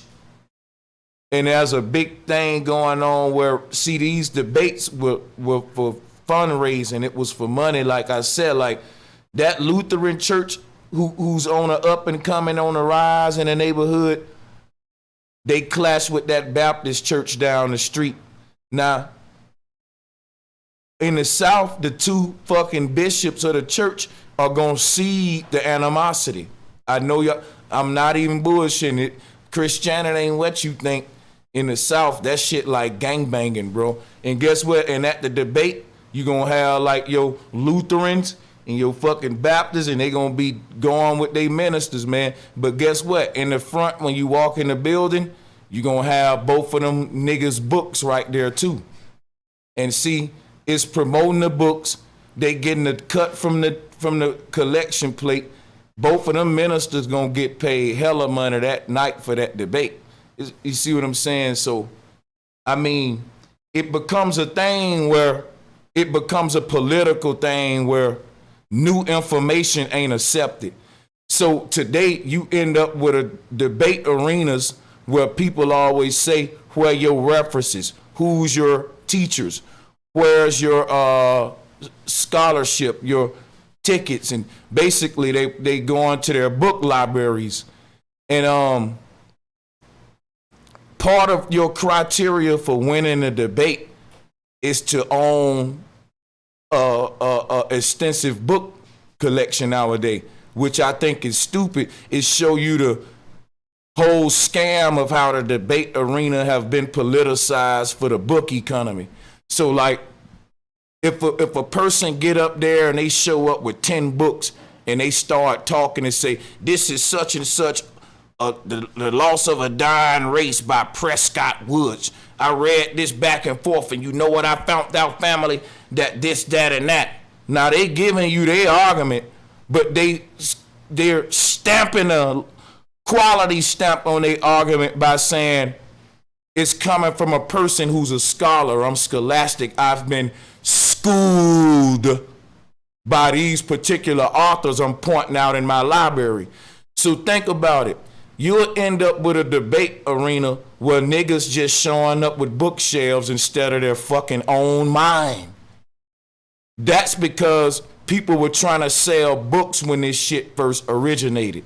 So the bookstores would tell them niggas, at some point during y'all debate, you need to make an argument using this book, even if you ain't read the motherfucker. We need the promotion. We need this book promoted. At some point in your debate, you need to make a reference to this book and show them that and tell them they need to buy this book. So this became a way for the authors to sell books, because after all, the authors were your debaters. Most of these big debaters out here in the Christian churches down south and all that, they got books written. And they show up with their books and other people's books, and the whole bait be them just reaching for references. And what the people don't realize, this is like a showcase for the book world. People are writing the titles down, what they hear in the debate, and going right to the bookstore. It's a win-win for the whole, for you see, and I saw this when I was in the church, how the churches was eating off that. But that's what I was a lot of people don't understand that aspect. Let me give a shout out to K Gomez. Thank you for that super chat, my good brother. And let me mute myself and let y'all take over, man. Hey, that's I think that's kinda sponsorship, and trash. you're absolutely right, bro. It's one of the most dangerous things for the collective consciousness to think that you need all these books and criterias and scholarships in order to know what you're talking about. And that's what set up the debates on the indoctrination, you know, that set up that frame of mindset that's controlling everybody. That is, if you don't have that scholarly quote unquote information by the people who were quote unquote schooled, then what you're saying is false. And that's one of those things where people be like, well, I found it on Google. Well, come on, bro. Like, eat shit with that. I hate to be the contrary here, Oh God. but yeah. Do y'all believe in writing anything down? Do y'all write anything down? Yeah, Crush y'all. questions. Crush But you. see, that's Crush not you. what we are. Mic We write drop. down questions. What are you talking about? What's Uh, writing got to do with scholarship, bro? Because they're trying to make debating a trade that you got to labor for and get a title.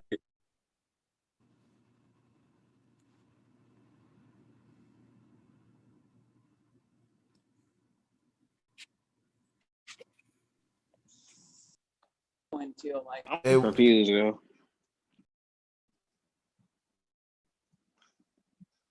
Nah, because Dyer there asked about, how we talking about the whole scholarship thing. He was like, what is the point of writing down something in terms of scholarship? And like King got herself, like, what the hell you mean? No. See, no. You misrepresent like y'all always do. I said, do y'all write? Do y'all write anything down? Yeah, no, I said that. I said you can write down. You said mic drop though, but I'm saying anybody writes down anything, bro. They can write down questions. They can write down their thoughts. Oh yeah, I somebody could mic just tripping. be writing my name. Man, King higher self, you lagging, bro. Yeah. Yo, let question everything talk. Let Dress talk. Hey, one at a time. Yeah, let Dress build. Yeah, I've been waiting one at a time the whole time. shit. Can I say something now? Oh, can y'all not hear me? Oh yeah, go ahead. You got the flow. Go ahead, bro. Somebody got something in the background playing too. Yeah. I hear a bad echo, bro. I hear myself Somebody repeat. has I think the it's YouTube. Hey, look, I'm gonna mute somebody got the everybody, YouTube. man. I'm gonna mute everybody, but the person that's talking. Typhoon Legion, turn off that YouTube video. You're now part of the show, brother. Do that for us so we don't get feedback. You got the flow, man. You got it, Dredd. All right. Yeah, I just wanted to build on what you had said, because you're absolutely right. The whole debate is basically who can debate some other person's information the best, or memorize another person's information the best. No, a debate nowadays, nobody ever came with their own research or their own information that they gathered themselves. You see what I'm saying? And there's a market for it. People actually get behind that type of buffoonery. And I guess it's partially entertaining as well, but nobody's really learning nothing. That's why I think that some of us that's in this community are very unique in so many different ways. Regardless of the infighting that we do have sometimes, but I think that what separates us from those individuals and what we bring to the table is that at least we can say one way or another that we are the source. This information I'm bringing to you comes from me and nobody else. That's something that the conscious community can never do. And their whole infrastructure is built on claiming that whoever book they're reading is the truth. You see what I'm saying? So yeah, man, it's to me it's all a circus show. It's no different from the political field. It's just on a smaller scale. You know, when you look at a pyramid scheme, there's multiple different types of pyramid schemes. You have the main scale, you have the grander scale, and then you have a smaller scale, just like a pyramid. You see what I'm saying? So the political field is the big stage. This alleged debates is the smaller stage, but it's actually one and the same. You see what I'm saying? You just have a different set or a different group of people that gravitate, I hate to use that word, but gravitate to either the big stage, or you're gonna have a group of people that gravitate to the smaller version of it. But overall, it's all a damn clown show to me, bro. I fall back on that. Yeah, they just the scholar community. Yeah, you know Big fact. what's crazy about it is this, right? I was thinking to myself, I said, you know what, guys? There's no such thing as an ancient book because the concept of printing is modern. So the Bible can't be an ancient book. And we find out that it's only 7,000 years old. Yeah, about the time frame Gutenberg showed up with the printing press. You know, the first type of prints and inscriptions and shit around that same time, like in Egypt and shit when they was doing the glyphs. But listen, this is what's deep about it, right? These communities is based around understanding ancient people. And they're trying to study books to understand an ancient people who did not write. I'm serious. Like when you go back to the ancient world, that before we got into the dynastic area, the dynastic age is synonymous with papyrus. Papyrus come from Egypt. Writing on paper come from Egypt. And see, think about it. The reason this whole concept of paper come out of Egypt because they was starting to write religious texts and things in honor of the pharaohs. But Gutenberg later came with the print press and all that. But what I'm saying is this. Most of the secrets of these people that we hold in such reverence was told via oral tradition. Oral tradition. So when I talk about research, I'm talking about we got some called a World Wide Web today that connects people. Now, what Brother Sanchez do, there are still Senegalese people on this earth. There's still pygmy, Dogon people walking around, and some of them got YouTube channels. Some of them got websites. There are so many Indian tribes that's got sites online telling you about their ancestral traditions and shit. And to me, that's better research than going to these bookstores, getting these mainstream authors that's been put there to be gate guards for your consciousness for your awakening experience. So like, to me, like a lot of folks got like thousands of books on their bookshelf and they still couldn't beat me in a debate, and I ain't got them no more than 10 books total. And I don't even refer to them books that I got for any sources in a debate. That's how deep it is. Like, so if you look at what's going on in the conscious community, y'all, it go back to what I was saying. In the church, what you said out of your mouth could make perfect sense. But if it ain't supported with the Bible, they gonna shoot it down.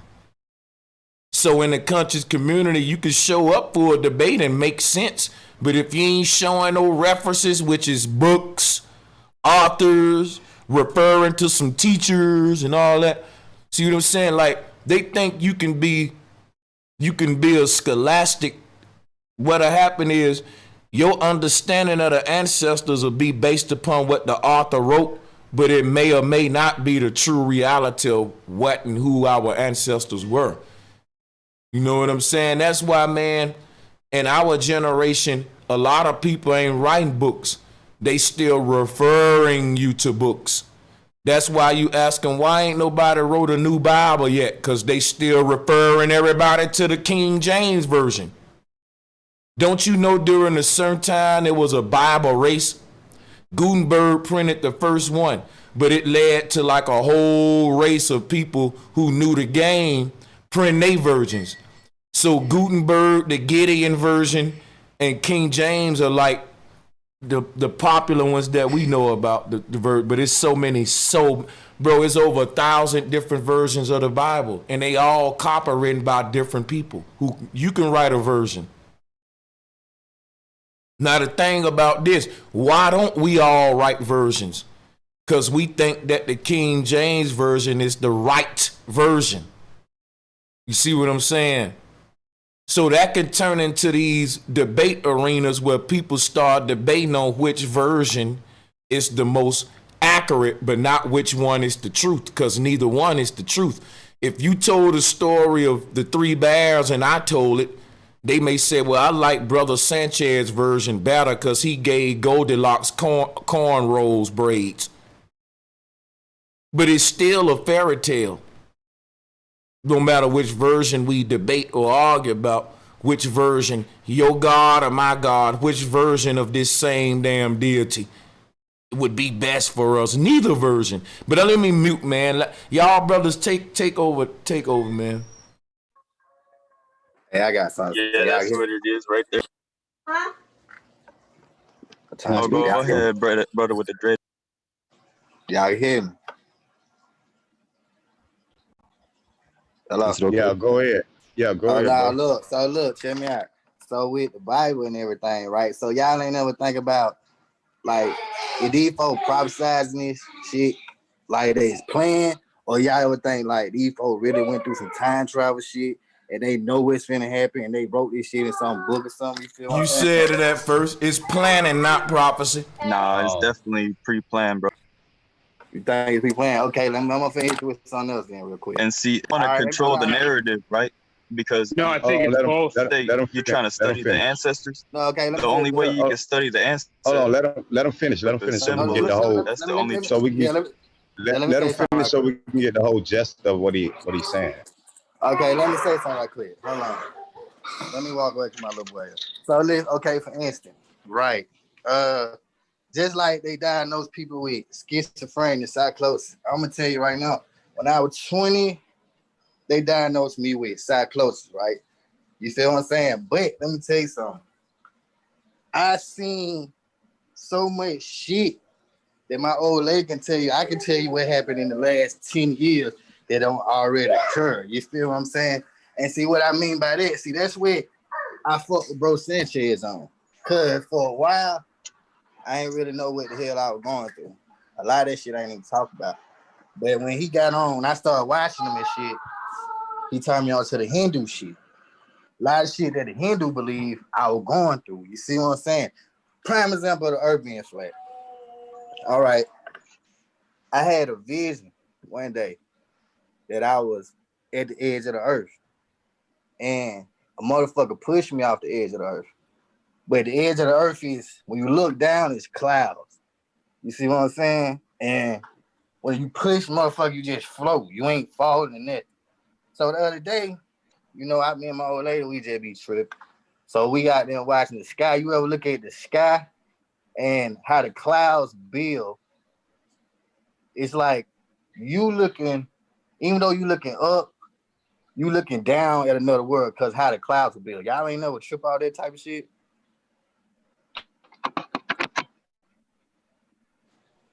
Hey, as above, so below.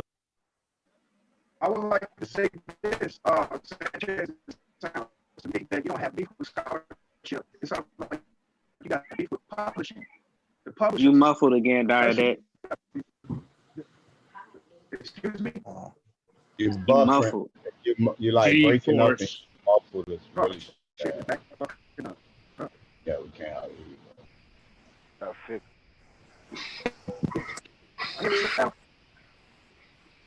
Can y'all Nah, bro, I think Still a little bit muffled. I guess that It's gravitational G-force. pull up, boy. Can y'all brothers hear me now? Nah, I think you should go back and try to come back. Maybe in like an hour. Are you stupid? I've seen the future in my dreams. Hey, you out there. Oh, dead serious. See, look, let me tell y'all folks something though. You know, everybody think they conscious. Everybody think they know everything. See, I'm finna fuck you with some more shit. Like, for instance, you know how they have when babies are born, you know, you drape your the boys in blue and the girls in pink and shit, right? So if you ever think like the goddess itself can be pink and the devil or whatever the fuck you want to call them be blue.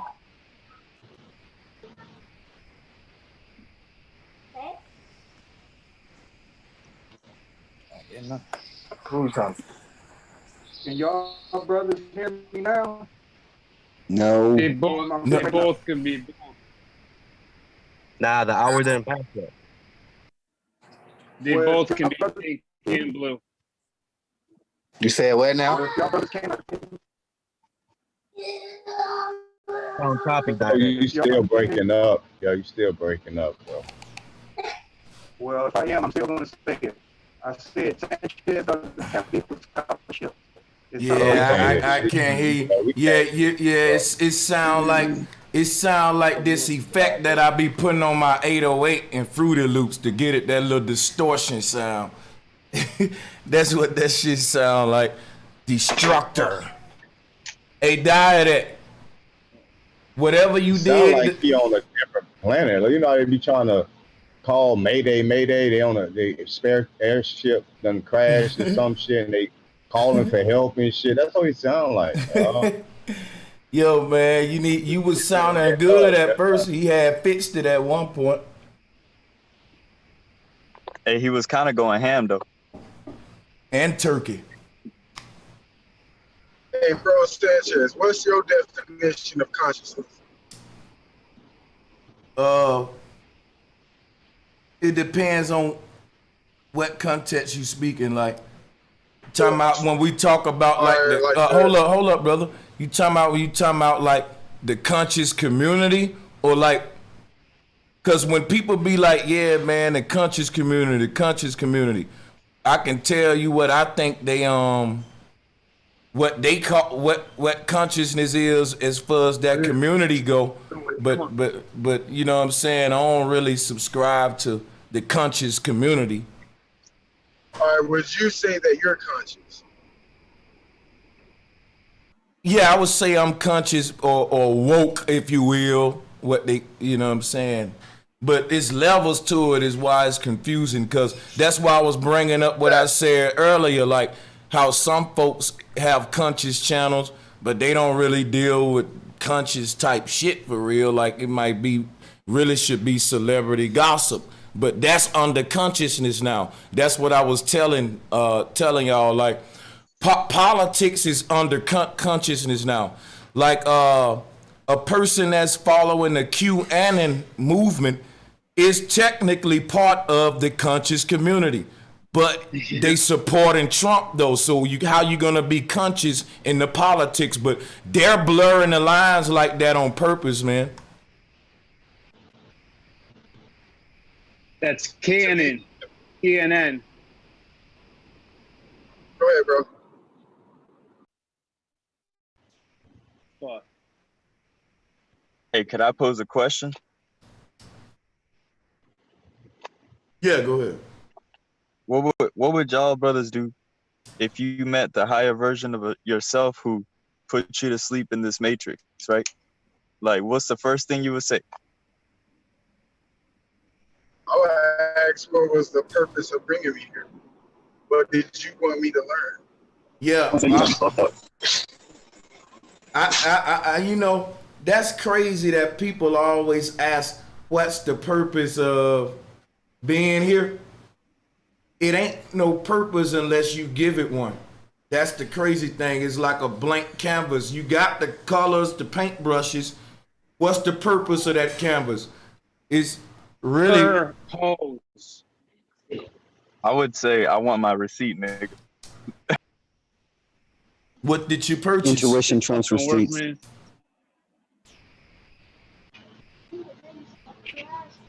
Well, I believe you can create your own purpose. I guess that's the word I shouldn't use. It'd be more the reason. Let me show you something. Let me show you something, man.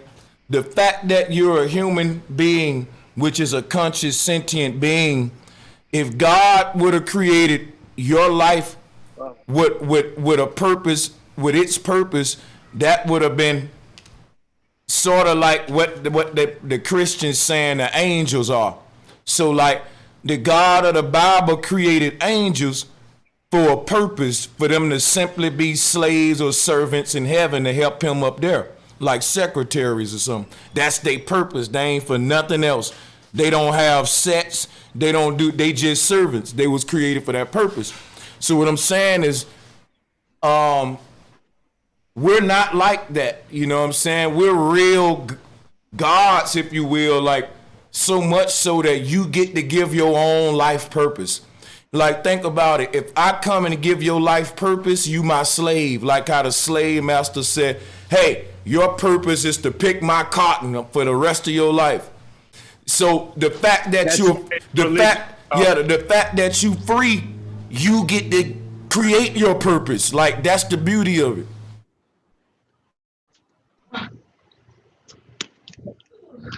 When they say you can be whatever you want to be, that's them saying you get to give your life its own purpose.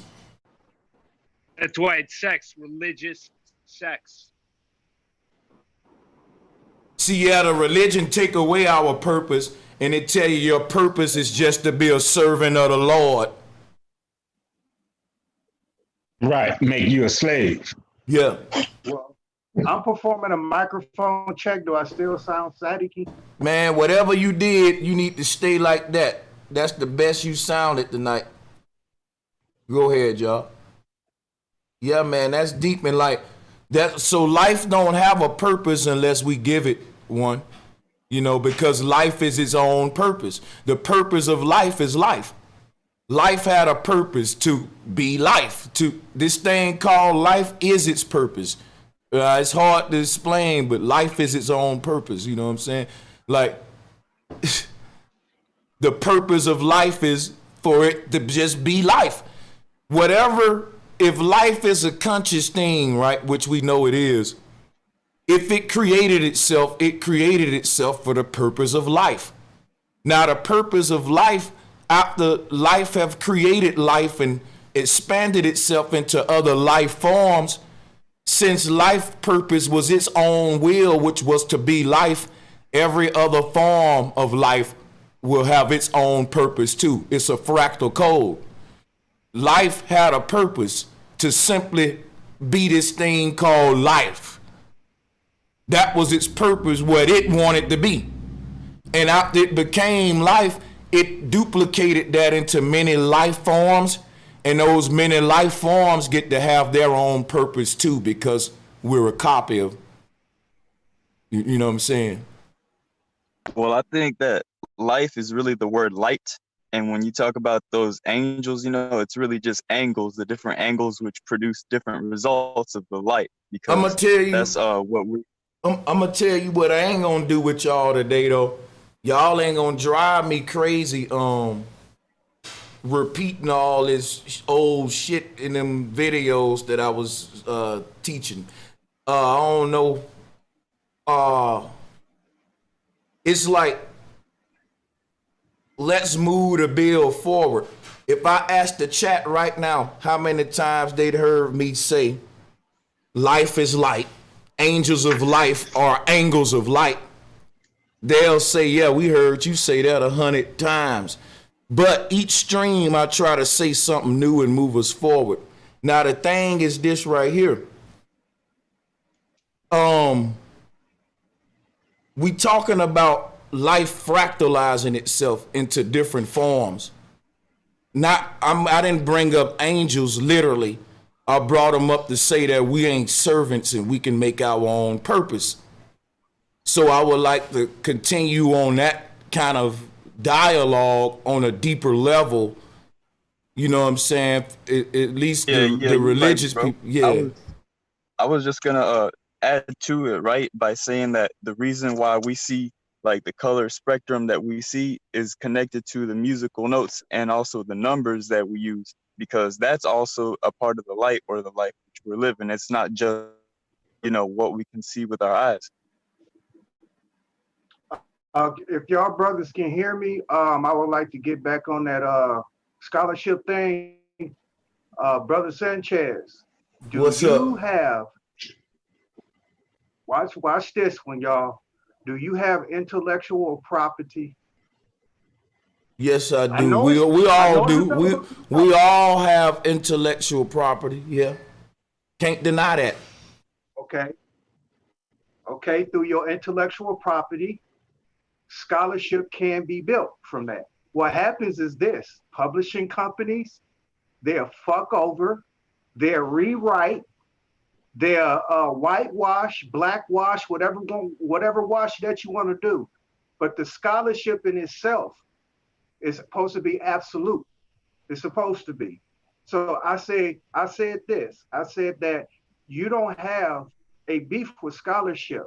I think you have a beef with publishing, because they're the ones that fuck over people with intellectual. I'm not really into beefing with any of them, but the problem is this right here. Intellect and scholarship are not the same thing. My intellectual property is the property that I've created and acquired based upon my personal intelligence. It has nothing to do with how many books I read or anything like that. It has everything to do with how much experiment I did in my field to increase to increase my intel in said field. Now, scholarship a scholar is different. A scholar is a person who was schooled. I wasn't schooled. You can't teach this shit what I am. Like, you can't create a Brother Sanchez in a school of thought. You can create a T.D. Jakes in one. You can create a Creflo Dollar. You can't create another me. Hold up. You can't create another Brother Sanchez in any school of thought, brother. Impossible. All of them schools designed to prevent motherfuckers like me from ever coming. You see what I'm saying? Like, so you can't be schooled to get what I got here. You have to have a personal relationship with the creation. But go ahead. Okay, now with that being said, right? Okay, you are, from my understanding, I think you're a flesh human being. And I think that you go through flesh human beings, turmoil, problems, and whatever. Oh, right. Oh, yeah. So I was going to define the word voice, because a lot of people don't know that a lot of stuff comes out in audible when people do speak, when they are using their voice. It's unintelligible. That is a word. But with that being said, the reason why I was going to define the word voice is because you had to come from some school of thought that me and you can communicate via using the King's language that we're using right now, how we're using our larynx, how we're using our articulator. I'm lost. How we use. No, you're not lost. You're not lost. You got to listen. You use your voice in a manner where you are speaking the King's language, which is English. You're not speaking no other language. Where they have snuck language in, like some Arabic words. Yeah, like I'm trying to see the importance of you telling me that I speak English like I don't know. Because I'm telling you, because you came through a school to. What does that? Hold up. So you're gonna tell me my history like I don't know it? Let me get this straight. Let me get the mic a minute. So you're gonna sit up here and be like, so Brother Sanchez, you was born out of a woman and you were in a hospital and you said goo goo gaga and you went to a school and you learned English. I know my history, brother. Get to your point. I'm not telling you what you know in your history. You're telling me my history. I know I went through a school to learn English. What that got to do with the meat of what we're talking about, though, is what we're trying to get you to do. Come on, man. It's people who born here and still speaking their native tongue. That's what I'm trying to get you to sidebar. Now it's a sidebar. Listen, man, we had no, it ain't no sidebar, because we have a level of communication we use in the King's language right now. You understand me to the point. You understand me.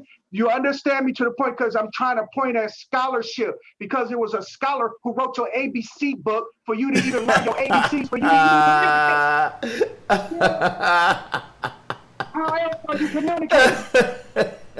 So let me ask you this question. What scholar wrote the baby's language? Mm-hmm. What you mean? What scholar? Yeah, I got you. Shut up, boy. You forgot who you dealing with. You forgot who you. Just sleep on it tonight. It'll hit you later. It'll hit you later. Just sleep on that question tonight. It'll hit you later. Our babies building machines. Our babies building machines. Say something. Now he gonna go for sidebars. Can I say something? Brother,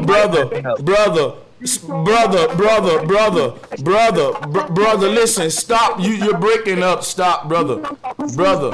Birds. Hey, you know Listen. Hold up. This what he gotta know, man. Birds speak their own language, and ain't no scholar wrote that shit. And he can't answer that question, so we're gonna move on. He ain't gonna keep distracting with dialect on that. I done seen two babies speak, and you can clearly see they can communicate one another, and that shit is not a language that I ever heard before. So who taught them how to do that? So I don't know what the fuck you talking about, bro. Can I say something though? Yeah, you're right. I seen that with my daughter and my best friend. We had our two.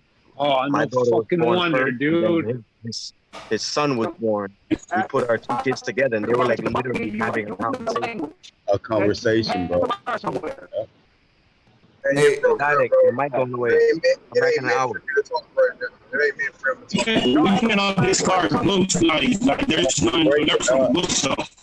What the fuck is up? Hold up, nigga. We got AI on the panel tonight, nigga. Hold up. We got two cyborgs on this bitch. Hold on.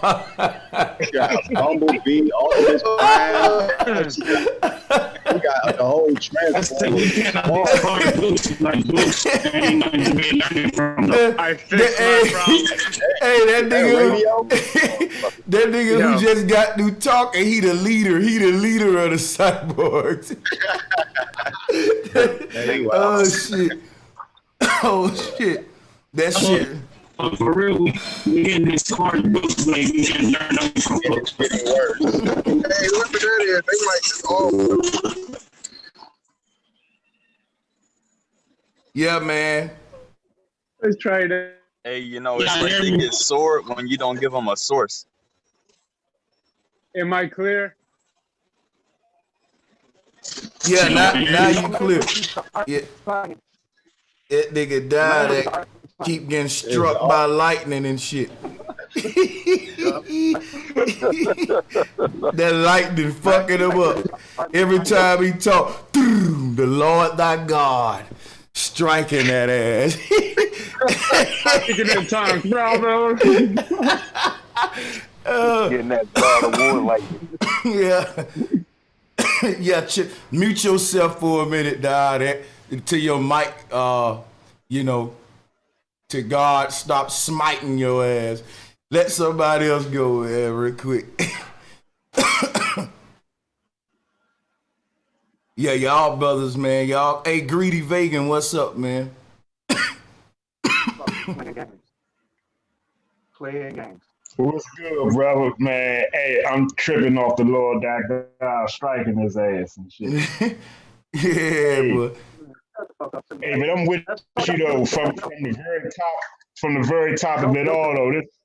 That's a problem going throughout the so-called conscious community, man. When my bad. Type of form of truth or want to prove their means of proving some truth is to go into what such and such taught or what book such and such read.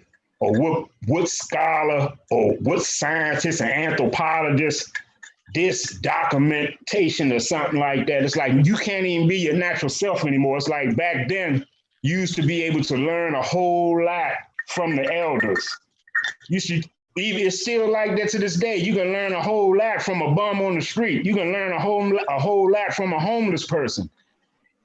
The wisdom always came orally and from within. I say this all the time on my channel, and I try to get the family to see it. Your soul and your spirit is inside of you. So if the truth is going to come from the inside of you, it doesn't necessarily have to come from the external all the time.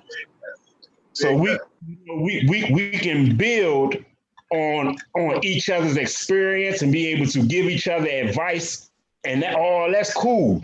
But in the conscious community, it's like you can't even give somebody some good advice without somebody talking about some, well, where's the source at, or where did you read that from, or did such and such say that in any of his lectures, and this ain't what such and such said, and all this crazy shit. It's like, yeah, we gotta really move on from that.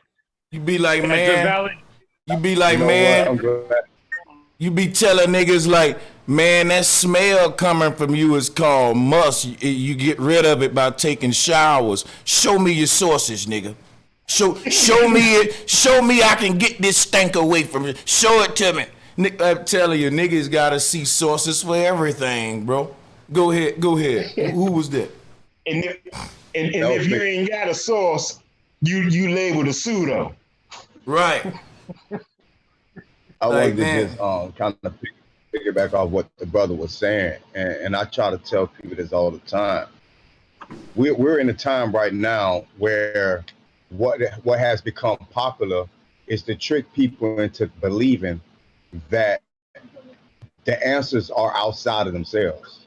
When the truth is, the answer lies with every last one of us. We just have to learn how to tap into that. That's why they always, if you notice, they're always telling you to go outside yourself to find the truth. You need to go outside and read this book to find the truth, or go to this scholar. You know what I'm saying? It's always outside. What we're supposed to have been doing is teaching people how to tap into that knowledge and that information that's already been embedded within them, that the Creator has put in us. You understand what I'm saying? But yeah, I just wanted to piggyback off that brother and say that, man.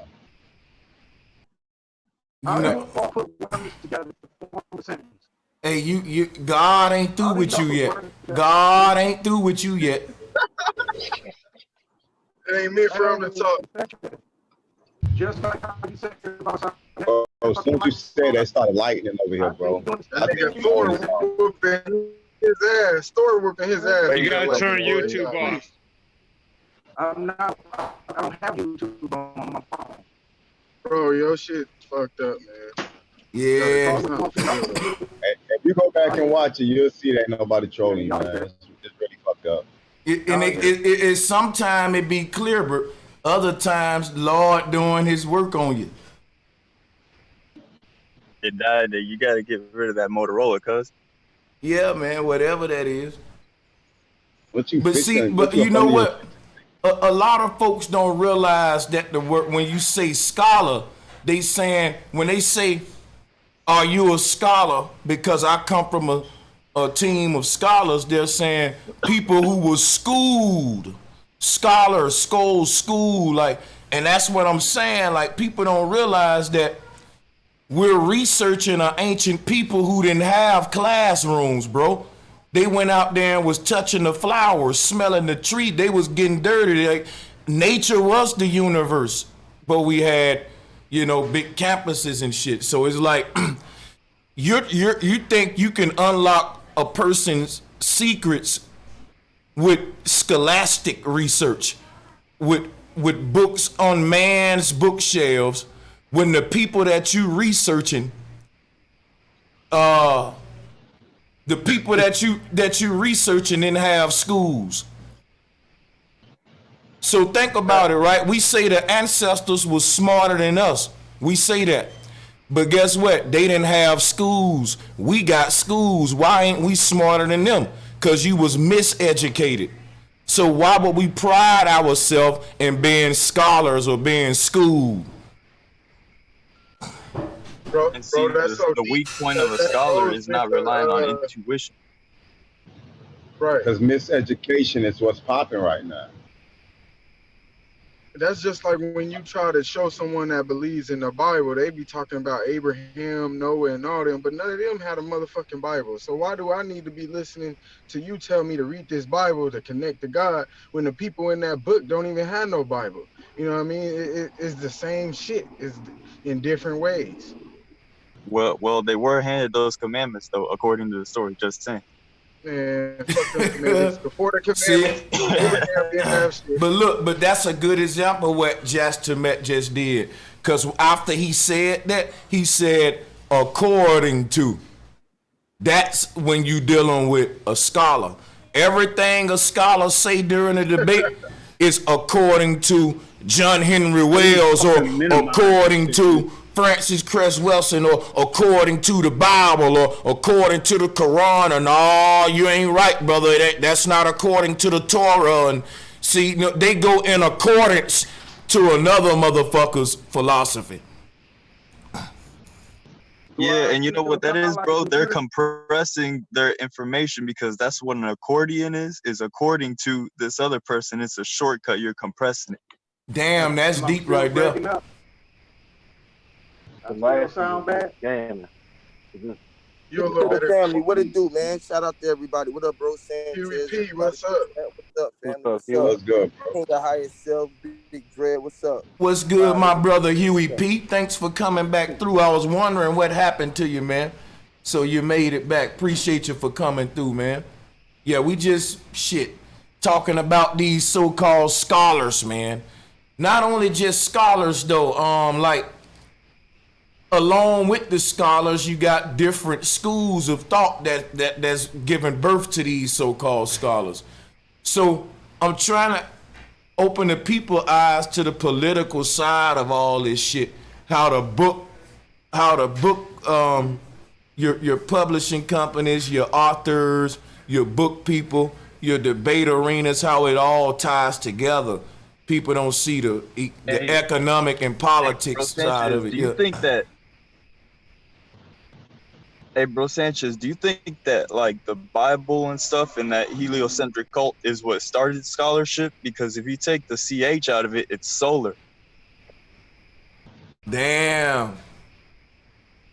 Well, you think about it, it make perfect sense because everything we learn is ultimately for us to understand where we are in the solar system.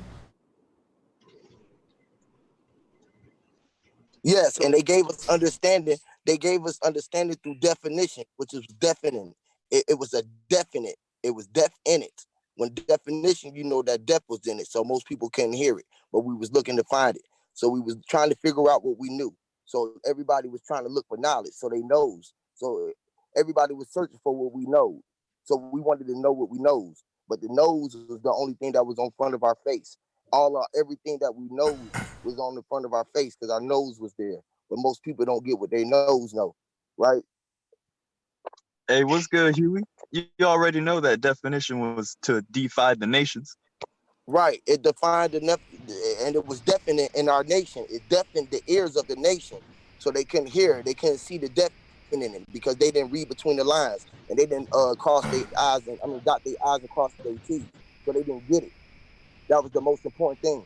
See, the spell is what we was under. So when we came from up under the spell would fall upon our head because we was understanding until we got understanding and overstanding, so we could stand on top of this plane that we was on. And we realized that it was plain in front of our face, which was in plain sight. This is why we seen that we were standing on this flat plane and everything was just being plain. We didn't have to get on the aeroplane to be in the air, and the air was just plain.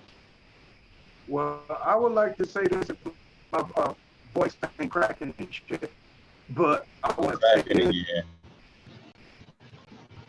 Just go though. So let me just your mic ain't working, bro. Mute. So let me share some. So the first time the word scholastic appeared was in the 1590s, and it was of or pertaining to scholastic theologians and churchmen in the Middle Ages. So this was a word dealing with the church in antiquity. See what I'm saying? Bro, I'm so glad you.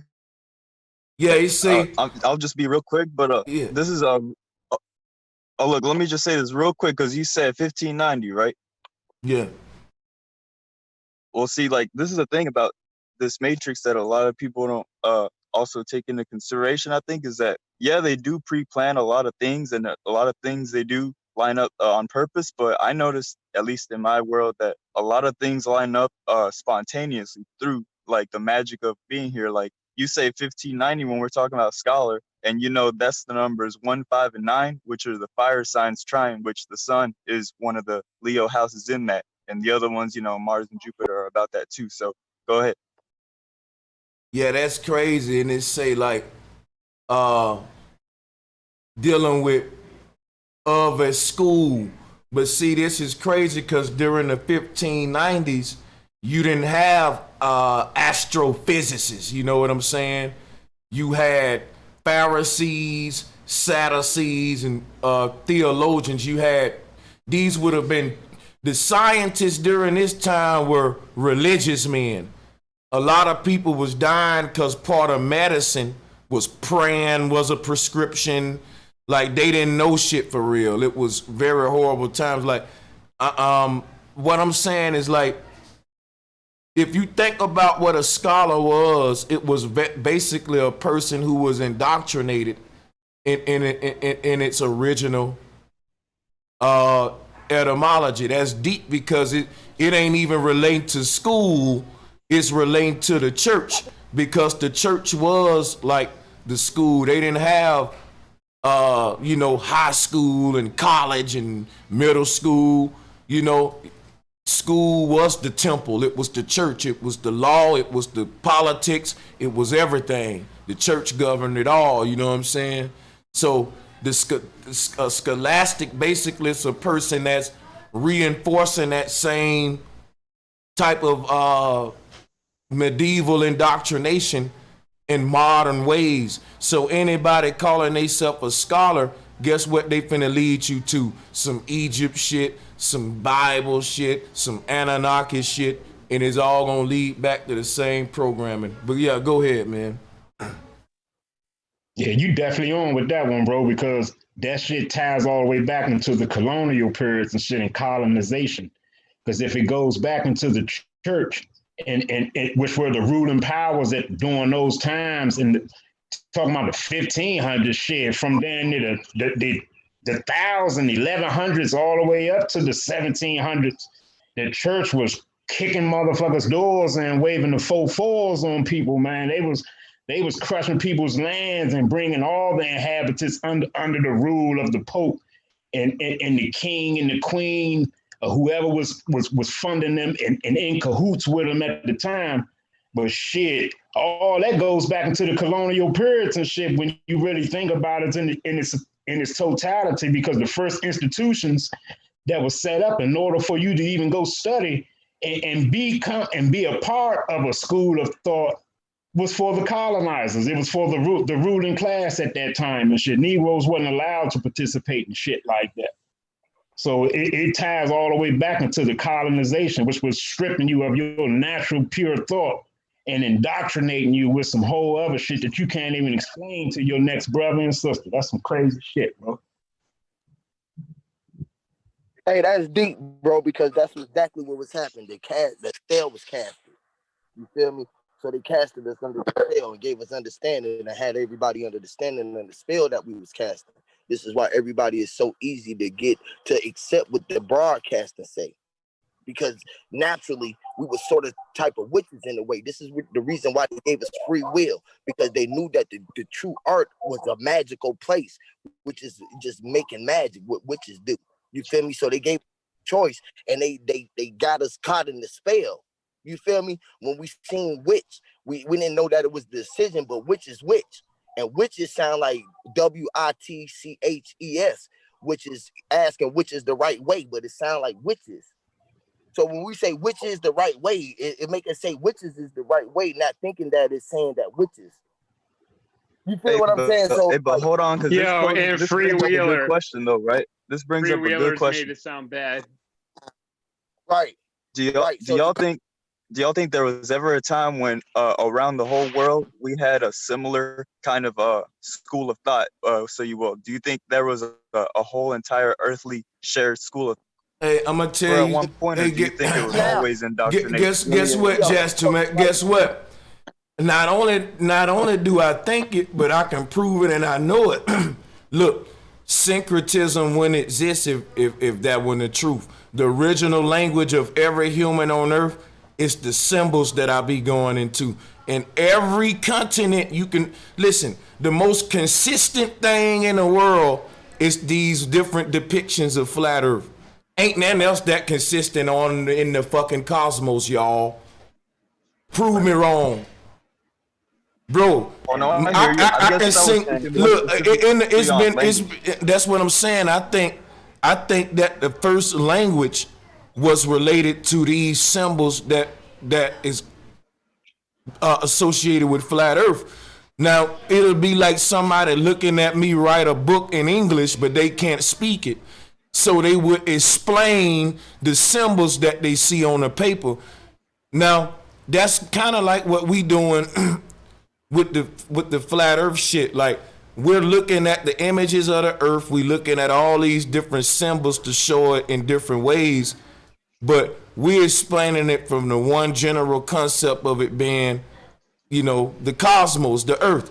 But what I'm saying is, I think that it's associated with sound and a language too. We just don't know it because all we left with is the images. So we using our modern languages to explain it, and all we getting, you know what I'm saying? Like a lot of these pictures and shit that be stick drawings and all of these scatterings, and people be like, yo, that symbol right there is the flat Earth.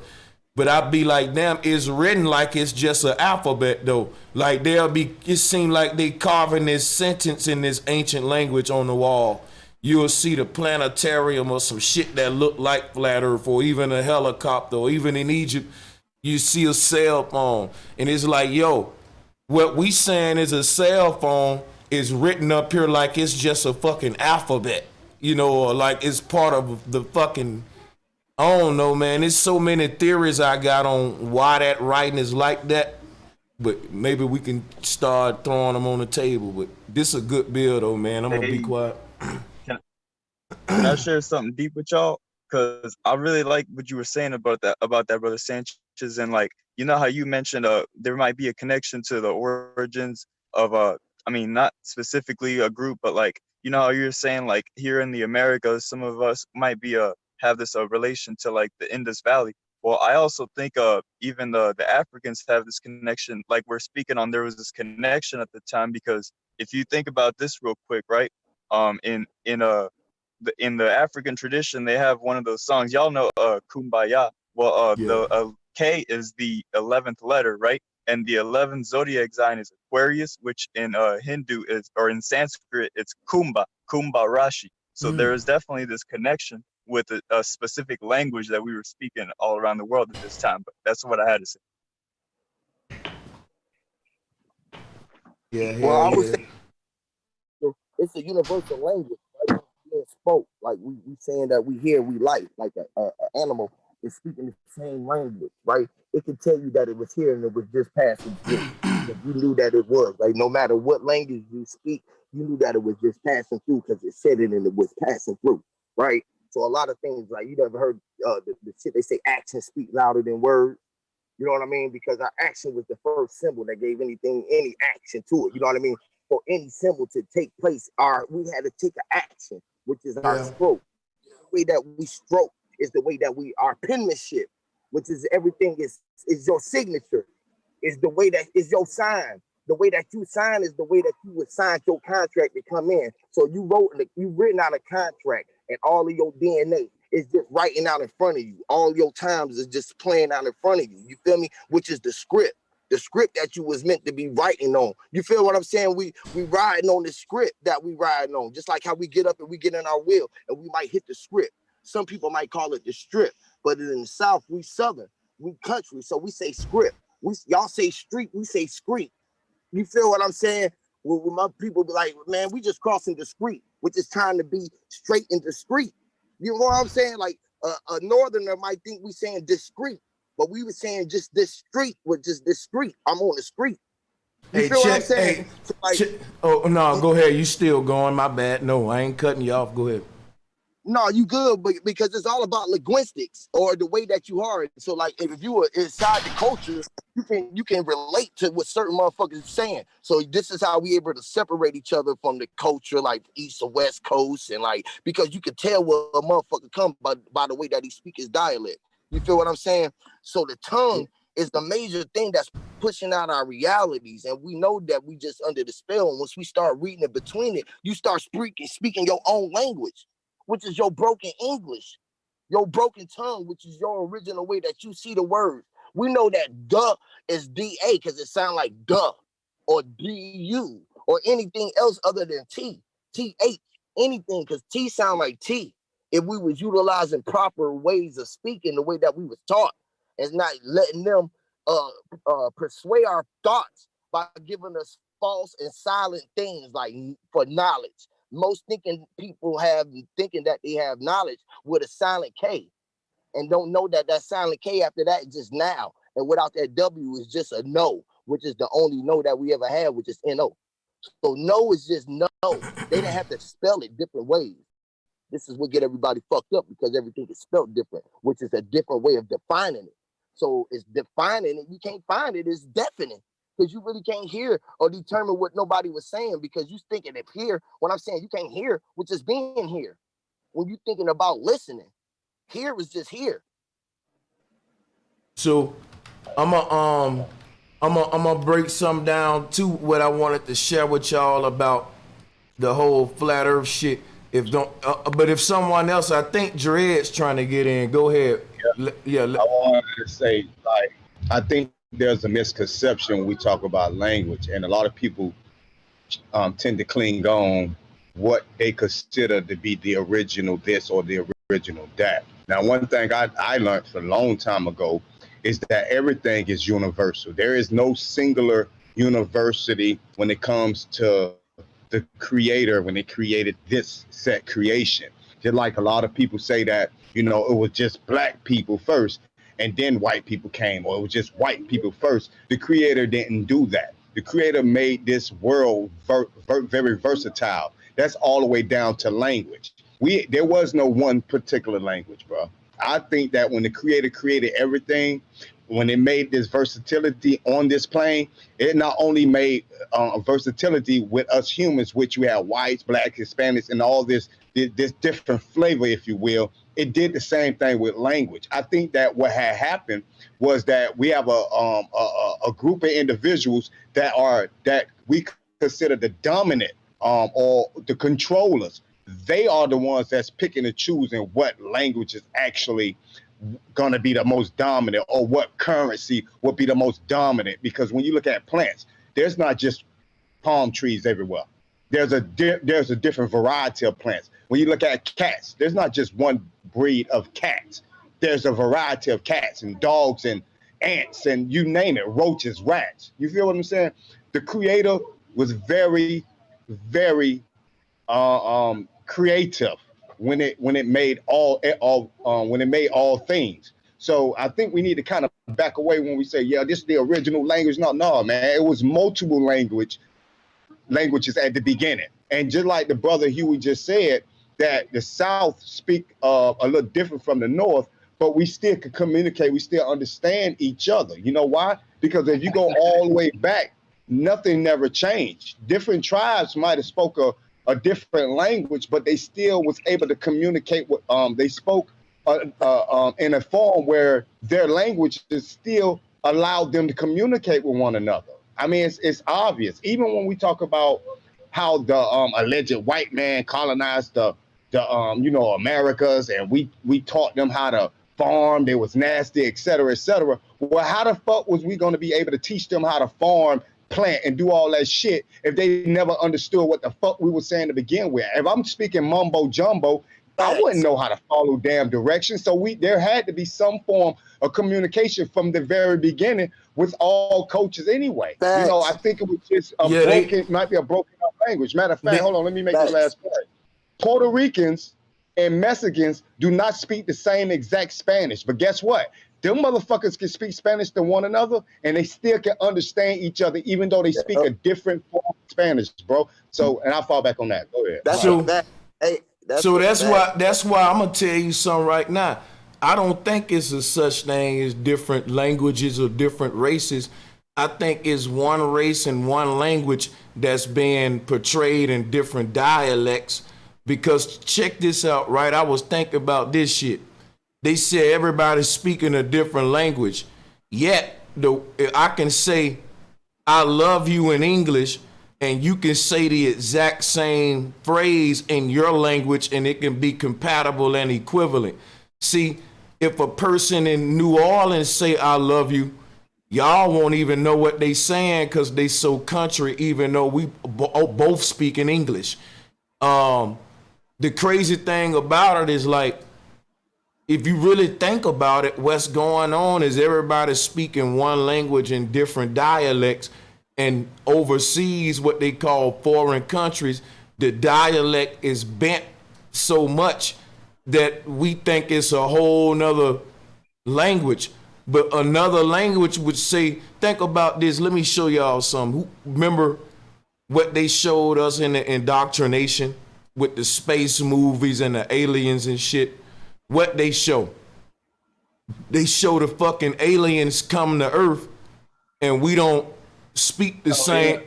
Look, they said that, you notice that when the aliens get here, we don't speak the same language of the fucking aliens.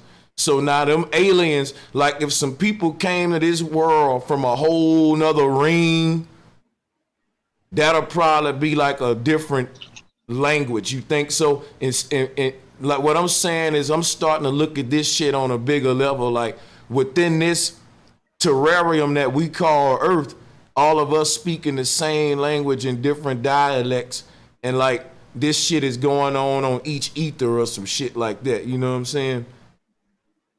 Hey, that kind of ties into like, you know, the Tower of Sanchez. Babel that was used to separate the languages or whatever, but because the word tower is also the word water if you change the O to an A. But the deep thing about that is that, like, the possibility, since the possibility can exist of there being one original language, that in some etheric form that could be a possibility, you know what I'm saying? And I think that if you were to take a Hindu and an African and you said the word Kumba to both of them, I think they both would know you're talking about Saturn. But go ahead.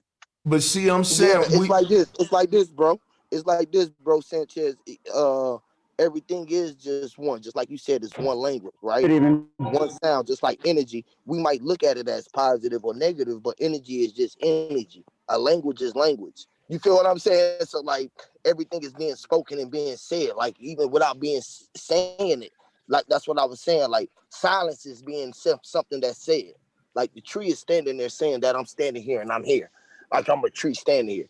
Like it don't matter what language you speaking it in, you looking at the tree and said the tree was standing there, or that the sun went across the water. You was thirsty.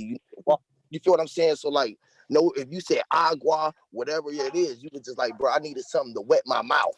You feel me? Now, whatever we define it as after that is just whatever we defined it as. You feel what I'm saying? Because they got us trapped in the spell of things. This is the whole situation. We up under the understanding of what they tell us things are. Period. Like, you know what I'm saying? It's like once we realize with our real eyes that we ain't realizing nothing, that R is just R, right? R's might not even be R's, right? When you talking about R and apostrophe S, right, which is ours, and it might not be talking about ours, but ours might be talking about ours with the silent H. Ours might even just, you know what I mean? It's just like, why is the spell there? Why was the craft of spelling there? And why do you have to be under the standing of the spell to have this understanding of what the fuck one was saying? You feel what I mean? Because that's the whole key. When we put ourselves, when we start looking outside of ourselves, we start standing under everything that we see, right? So we under the standing of what they would call camouflage or a costume, or they would call it the sky. They might even spell it out a different way, so we would look at it like THESKIES or SKY. Why? Why not a WHY for why? You feel what I'm saying? Like, why not look at for what it, you know what I mean? Like, they can tell us whatever it is, bro, and at the end of it all, right, we got to discern it, because you're the only one who's seen it to say that's what it was. So we the only ones here seeing it. You the only ones here doing it. Period, bro. You the ones who took out the period. That's why your mama lost her period when you was in the center. Let me give you a jewel based on what you saying though, about like how, based on what we saying here about language and dialect, right? And I'm gonna leave y'all with this. Like, you can see how shit changed with the symbols. You can see how The symbol come first, then the sound come. Somebody was saying a minute ago how the action come, then we name the action. Like, you know what I'm saying? So, but check this out, right? So this is a symbol for the nurse. The nurse symbol is the winged caduceus with the double serpents. Y'all know this is the symbol for nurses. But the reason it's the symbol for nurses is because look at it. You got the bird wings at the top, and that's the North Pole represented by the serpents. So if you look at this symbol here it go. The bird at the top and the tree of life. You see the serpent wrapped around the tree? And the reason it's called nurse is because the word north became the word Norse. The Norse people said that they come from the north. So basically, they was acknowledging their true origins. Today, you say, where you from, man? Brooklyn. These people that we call Norse people lived in other parts of the world that we can still see that isn't the North Pole, but they said that they were Norse people because they was defining themselves by their cosmic origins. You see, before they moved and expanded the Norse identity into other places, but Norse is related to the word north and is related to the word nurse, because if you look at like the nurse symbol, it's the tree of life. Healing takes place at the nurse pole or the North Pole, the North Pole. And so this kind of show you how the language influenced the symbols, because like how like if you look at the medical symbol with the plus sign right there, that is the North Pole right here in the middle of the earth. Because when we die, the cosmic nurse is the great mother that nurse you back into a new body and bring you back into like a new lifetime or whatever. So it's, you know what I'm saying? That's how you get the medical symbolism. And the first telephones were Morse code. Damn, that's crazy. Hey, what about telecommunications? I mean, what about telecommunications? I mean, what about telepathic? You know, if we was telling communications when we told it. You tell the story, right? The animal had a tail on it, right? The lion had a tail on it, right? Right. So he was telling the story. He had a tail. He was chasing his tail, right? When you had to tell it. So dragon, right? Yeah. Right. The first communication was when we was telling it, which was we was seeing it for our eyes. We walked in it. We walked this way. We ain't even had to tell nobody I was walking. I ain't had to say, hey, bro, I'm walking over your house. When I was walking. You feel me? I ain't had to tell you I was standing there, bro. I'm standing here, bro. Like literally, bro. Like, bro.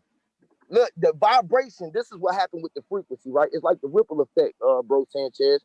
Like if you say something right now, the vibration of it is gonna echo. Some people gonna get pieces of it. They gonna come in and linger around, and they might get the A of what you said. They might even hear what you say when you said it. They might just heard Ed and not hear you say the S when you were saying said. You feel me? Hey, Huey P. Huey P. And you know what you said? You say it's definite. That's deaf in 8, and you're deaf in 8, which you get eaten. Yes, when you get eaten, which is meat. When you meeting and you greeting, which is nothing's definite, nothing's permanent. Right. Which is a permanent. You know what's deep about that though? Out when you're in it. Because now he just hit a great point, right? Because when you meet in it, right? When you know that you meet in it, it's like how do you spell meat? It's me and at. So when you me, when you are who you are, which is me. And a dream catcher. A dream catcher is leather, which is from meat too, which keeps us in this grid. Literally. It's the lock. Hey, it's check it out, right? It's what holds it together. It's like the center hold. You know, when you got a hold on it, bro, it's really for real like that.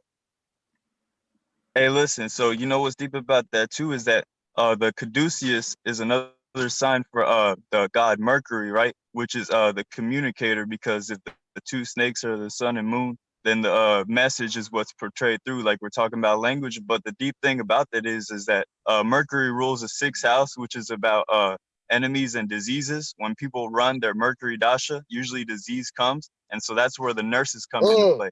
And that's deep. Like the Morse code, that's the communication. That's Mercury. And that's why it's a message, right? Because it's a messy age. The age was a whole bunch of mess going on, so it had to be cleaned up, right?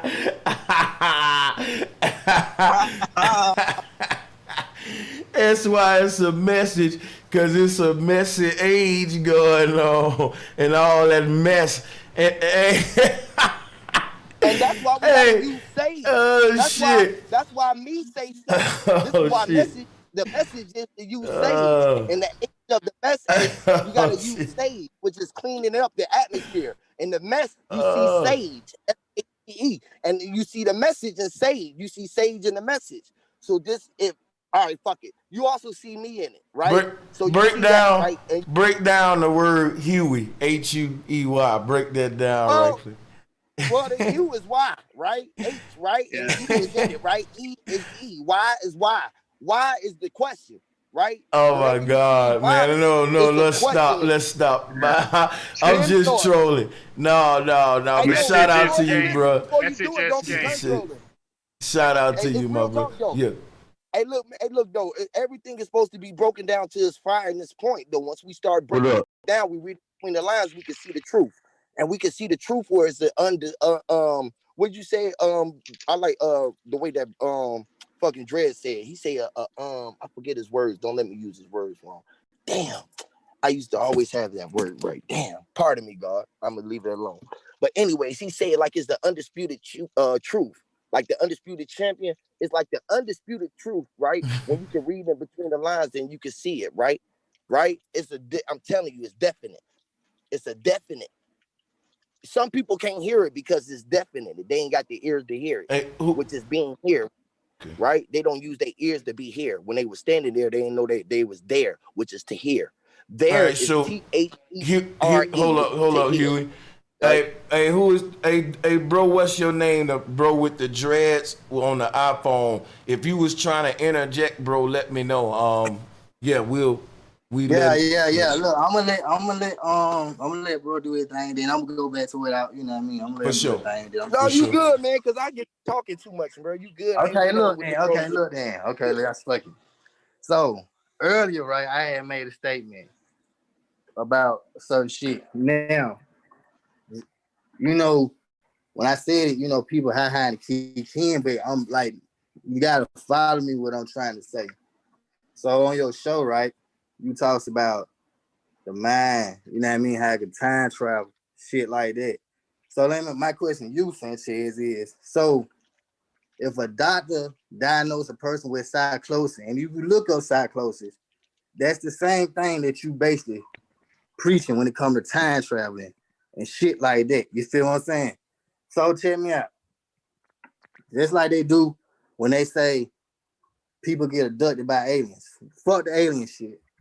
You know what I mean? Let's say I believe in like the spooky shit, but fuck the aliens. But people who get abducted, they tell you that they know they got abducted, but they don't know what time, what place, none of this shit. They know this shit vividly now. You know what I mean? So fuck the outer space shit. Who to say that person ain't time travel?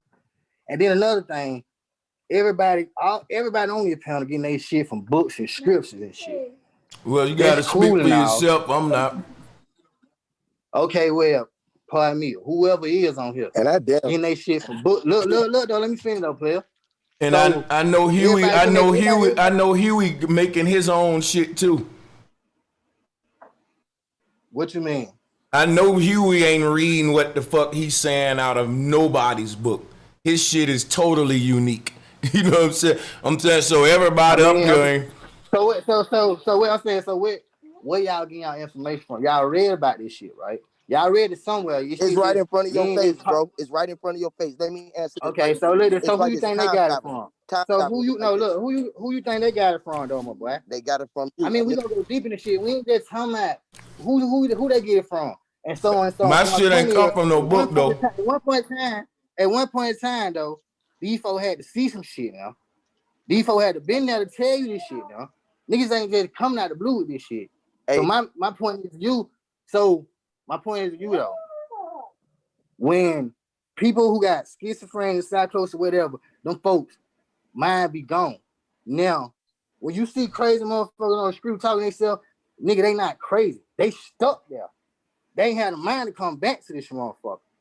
See, niggas putting all these pieces to the puzzle together, and then when you figure out all this shit you putting together, it's still gonna be a lie. Cause nigga, how you gonna get there? You can't through no motherfucking bullshit, nigga. So you basically the only way you getting there is you die. So you don't think nobody on this motherfucking planet. I go there. I go there, brother. I've astral projected. So I've time traveled. Guess what? I've also said out of my mouth that the people who we think schizophrenic and crazy are people that's living on another dimension. In other words, their body was born into this world, but they soul still on another world. So their body is making actions. That's yeah. Go ahead. Yeah. Go ahead. So get what? I should have been talking to you earlier instead of talking to everybody else. So that's my fault. So when I said earlier, when I was going through, because I got diagnosed with schizophrenia and psychosis when I was 10 and 15 years ago. I'm in my 30s now. Keep in mind, player. These folks try to put you on medicine and everything now. That's just I look, listen though. I ain't no take no medicine.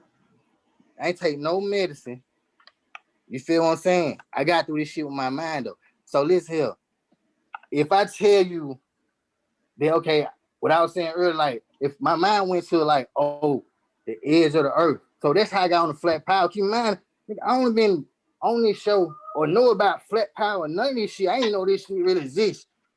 You understand me? I'm on this shit 15 years ago. Guess what? Everything I went through, nigga, they be preaching about now. Nigga, I don't read no Bible, I don't read no books, no nothing. All this shit came to me overnight, nigga, when I woke up. So the shit y'all niggas talking about, I'm telling you what a person done went through. So nigga, you had to go there. I don't give a fuck what you read. You're not gonna be related to what I'm saying. That's why nigga was high kicking earlier, because they nigga think you can't be woke home. Cause that way, if you did, you would just sit back and just listen. Maybe home finna make some type of sense. But niggas up here, oh, cause I read this and I did my research on this. Nah, player, you put all the puzzles together, but you still ain't been there. You don't know how to tap in, nigga. Niggas talking about they be there, okay, you go to sleep. Nigga, have you ever been there physically? You dig what I'm saying? Nigga can't tell me. See that, you know what I mean? Nigga can't tell me the shit that y'all preach about. Niggas who time travel, I know plenty of shit, home, but I can't even say cause I know YouTube on this shit. But you feel what I ain't gonna get deep into this shit. But yeah, nigga, I'm saying, that's what we do, my G. I say also that deja vu is a form of time travel. Exactly. Nah, that real. See, get what? See, you won't point, my boy. I tell my old lady, my right-handed God, breast grits, my motherfucking partner. Child just died last year, 2 years ago on my birthday. This on my panel. Nigga, I tell my old lady to tell you.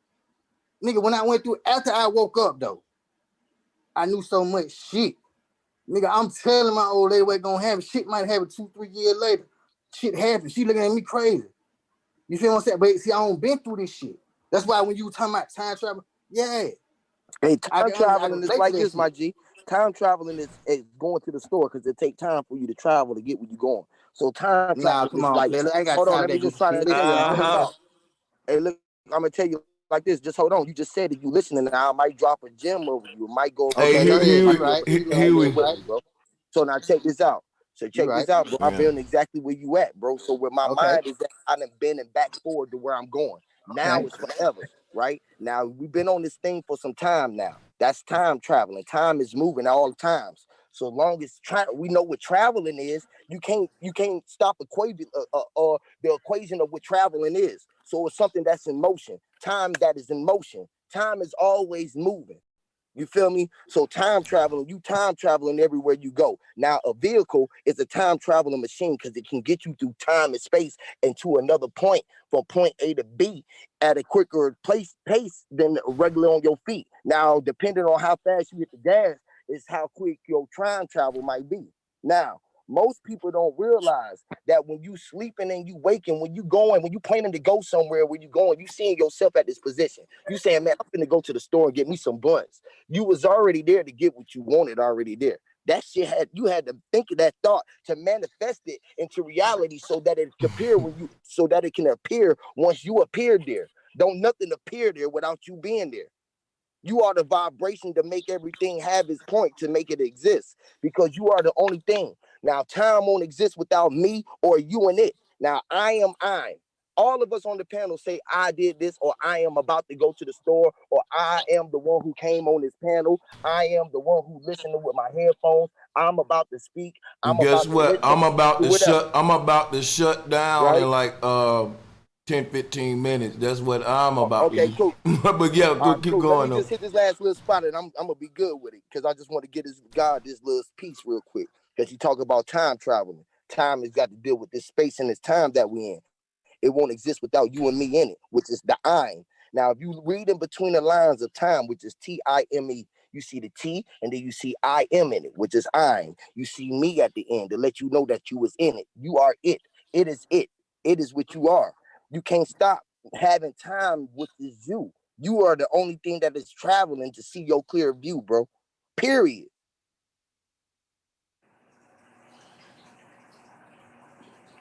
Who is time traveling, bro? We time traveling right now, and now it's still forever. Now it's still for now, right? Okay, look though. Let Clyde get in. I think his mic messed up. That's why. But yeah, man. Now it's forever, bro. Really, yeah, now I gotta get up. I gotta get up out of here, man. Dinner is ready, and I'm finna go ahead and do my thing. Oh yeah. Hey, you still want to play that track? Yeah, I'm as soon as I shut the call off, I'm gonna play it. I don't want nobody to, interrupt it and then. Can I drop a quick gem? Yeah, peace out, brothers. I'm out, family. Y'all have a good one, man. Peace and love. Hey, thank you, my brother. Thank you for coming, Greedy Vegas. Appreciate that, man. It's all love, man. Yeah, man. I'm about to my head out too. But like always, I appreciate you, bro, Sanchez. Oh yeah, man. Appreciate you for coming through, man. Oh yeah, anytime. All of y'all, man. I appreciate y'all, brothers, man. Hell yeah. Yeah. Hey, bro. Can I drop something real quick? Yeah. So just, I didn't really have much time to talk. I need some more airtime, but I dropped something on my YouTube channel, Renegade, and it's basically on like this right here. And it's on Alpha Omega and how it breaks down to play game. And then in that, you also get play and go. And in time, there is also emit. And there's also metaphysical. And if you guys have a chance, look up philosophical oncology, not medical oncology, philosophical oncology. That's ONCOLOGY. That's how things interconnect. And I was thinking about Oannes earlier, how it sounds like ONS. And if you combine the O and the S, it forms a yin yang, which is also two fishes. And we'll get into some more shit later about how the white dot and the yellow dot intersects in a hole and changes the dimensions of reality. Love you guys. One love. Let me say something real quick. Let me get my coon on. Shout out to Renegade. That was awesome. Now niggas about to crucify me for what I'm about to do, but I gotta do it. Do y'all see this, man? That was amazing. Original. He didn't what he just said, I never heard on my show before. I never said it. I never heard nobody on my panel say it. It was the first time, some new research like a breath of fresh air. I know y'all tired of hearing a lot of people on these panels just repeat shit I talk, because I'm getting emails for people telling me y'all getting tired of it. Well, that's a good example of what we need on these shows, what he just did. Fresh research. People that putting the work in, like I had the brother Oni on the show, you know what I'm saying? That's what I'm talking about. I ain't trying to shit on nobody. I ain't even saying no names. I'm just putting it out there. You know what I'm saying? Like, that's the kind of shit I'm talking about. He taught me something instead of saying something I said, and I'm like, okay, bro, next person, who else want to talk? You know what I'm saying? Like, for real, like, it make me feel like I robbed y'all because I want him to talk more. So, man, email me, my brother, and we'll have a one-on-one on my main channel where you can share all of your research with the people, because it seemed like you got a lot of shit you've been uncovering on your side of YouTube. All right, most definitely. Most definitely. Most definitely. And one love. Thank you. And appreciate you. And appreciate all y'all brothers, man. I thank y'all for coming. But goddamn it, I'm gonna tell the truth when it's time to tell it. I don't care who feelings I'm hurt. Cause a lot of folks been emailing me with that. But yo, I'm gonna close the call, man. I'm gonna talk to the chat and I'm gonna play the song for y'all. Y'all brothers be safe, man. I'll see y'all Thursday. Peace and love. Yeah, man, I ain't scared to say it. Open up a panel and then I got to hear niggas tell me what I already said. And it happens so much. And to the point now where it's like, I wonder is these niggas trolling. Put a 1 in the chat room if I'm being egotistical. Put a 2 if I'm onto something here. Because people been sending me emails saying, bro, I'm tired of you keep opening up these panels. All them brothers come up there and be regurgitating shit that you already said. We rather hear your lectures and shit. And I ain't calling no names. It's one of the kind of things, if the shoe fit, wear it. So the hurt dog gonna cry if you want to come after me for speaking the truth. But yeah, man, that brother came up here with some original shit. That's what I'm talking about. I wasn't even thinking about decoding alpha and omega. See, it's so much to research. Why copy another man? The brother Oni, he took all of his expertise and dedicated to solely being the QAnon man. Like, he teach everything, but I'm saying what is to me, that's like his meat and potatoes. You feel me? Like, everybody know what I'm coming with. So define yourself is what I'm saying. Like, it's goofy now, man. That shit be mad goofy at this point, bro. And I wouldn't say it, man, if to be mean, to hurt nobody's feelings. But it's obvious. People don't say nothing, but you niggas look stupid doing that. And folks email me like, man, do he know that he said what you said verbatim as if it's his? I was like, I know, man. I get tired of it too. So why you keep doing the panels? Because other folks might want to come up and talk. And it's like, yo. But look, man. PR Chorus said I copy him. If I copied you, I would have a camera on drawing diagram like you in your own lane, Corey. When you come on, you draw, you got the little Tetris going on, the little step pyramids, and you be going in like with the numbers and all of that. And when you doing that, I just stick in my lane with the symbols with it, showing you what it relate to as far as how the sacred geometry go. PR Corey, where have I copied you and how do your videos got proof of me copying you? You can't show me nothing you saying on your videos that I ain't said before you.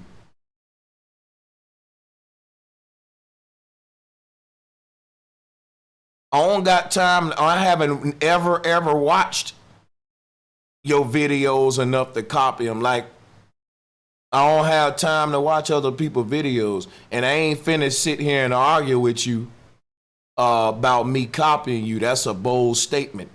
How am I copying anything you teaching? We in two different lanes. I'm on some mother goddess etymology. Bro, the shit that I do is clearly not a copy. It's too unique. Like I said about Huey.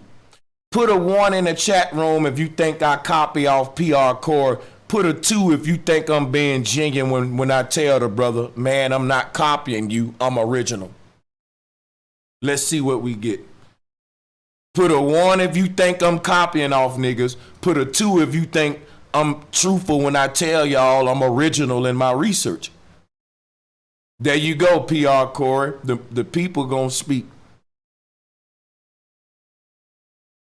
Because people got a mind of their own to say, well, hey, when I hear Brother Sanchez teach, it don't come off as if he's copying or reading, like when a person quoting a Bible scripture, you can tell it ain't theirs. They don't even use the word behold when they talk. So I know you took that from the Bible because you talking about some Tao and art. You can see the copying in it. Like if I was copying from a brother, you'll see remnants of him in what I do. They don't see that, dude. So don't make that claim. To make that claim shows your ego. I don't watch your content, fool, so how the fuck would I know how to copy your ass if I don't watch your ass? You gotta watch a person to copy them, PR Corey. They don't watch your channel and I don't either, because we watch my channel. And you over here because maybe you copying me. Nah, but I ain't gonna make that claim. Because last time I saw you teaching, it was totally different than what I do. So for you to say I'm copying you is kind of fucked up, G. Because I respect what the fuck you do as being that man in his own lane. And I ain't copying him and he ain't copying me. Now you saying I'm copying you. That's that little fuck shit right there though.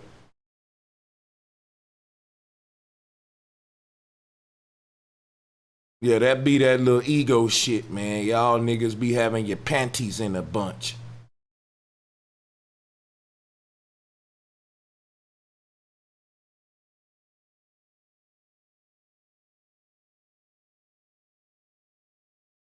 To join the Zoom, you just click on the link when we drop it in the chat. Also, it's I normally have it in the video description. Yeah, he trying to get traffic to his channel, but that's a fucked up way to promote.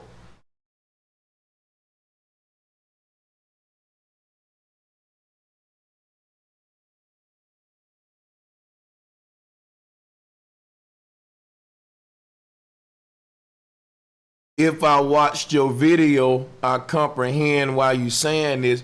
I didn't watch your video, so I don't comprehend why you saying it. And you're appearing as a person who just living in your own little island, in your own little world, and you're fooling yourself and you're fucking becoming delusional. No offense, my brother, but you need to get help with that. Like, no one watch your videos. You said it. They don't, I don't, no one's copying you, brother. Chill out. It's your ego. Relax. It's okay. I accept your apology.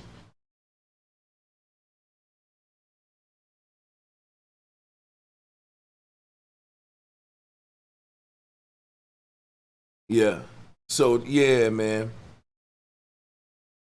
Jeesh, man. Y'all niggas is hell out here in this world, man. Only black men, I told you, it's only blacks. It's only blacks. Let me get my coon on. Shout out to Renegade. I think, you know what? I'm going to tighten my circle dealing with you blacks. I need more white people on my team. They easier to get along with. They got original fucking research. They don't copy. They don't accuse you of copying. They just show up, give you the fucking jewels, and it's just so easy and relaxing. You can have such a professional show. I love you white people. You set the standard on how you should act, how you should behave, how you should treat one another. Yeah, I know that's gonna make some niggas mad.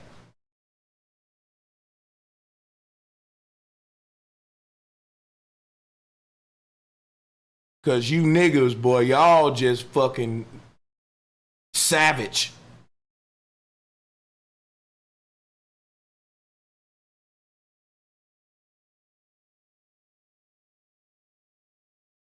let me get the fuck up out of here, but let me call out some donations, man. I gotta show my appreciation. I appreciate y'all, man. KKB Moore, thank you for the donation. K Gomez, Indigenous Queen, thank y'all. Shout out to the sister Alicia OK and to Jeff N. Yeah, shout out to y'all and shout out to Jastamet and Melvin G. Free Change Media and My Assorted Views. I got a couple of big donations today. I want to thank y'all for that, for donating to the show and for supporting what I'm trying to do here. As you can see, it comes with its challenges, buddy. Y'all, I think I've been getting gang stalked for like the past 2 years. It's like niggas is gang stalking your boy. But they forgot that I stalked the gangsters. Yeah, anybody who follow me know that I've been getting gang stalked and I ain't even got to go in detail about it. Just look around, go through my content, check it out. See how COINTELPRO trying to destroy what the fuck I'm doing. The competition, the hate, the envy. Yo, somebody's sending some of these folks. Some of these niggas ain't as stupid as they act up here too. Hey, shout out to Nathaniel Hills and Perk J. Appreciate the donation, the Cash App donation from you brothers, man. I see y'all Thursday, man. I might go live before then, but I ain't gonna. I'm gonna try to. Peace and much love.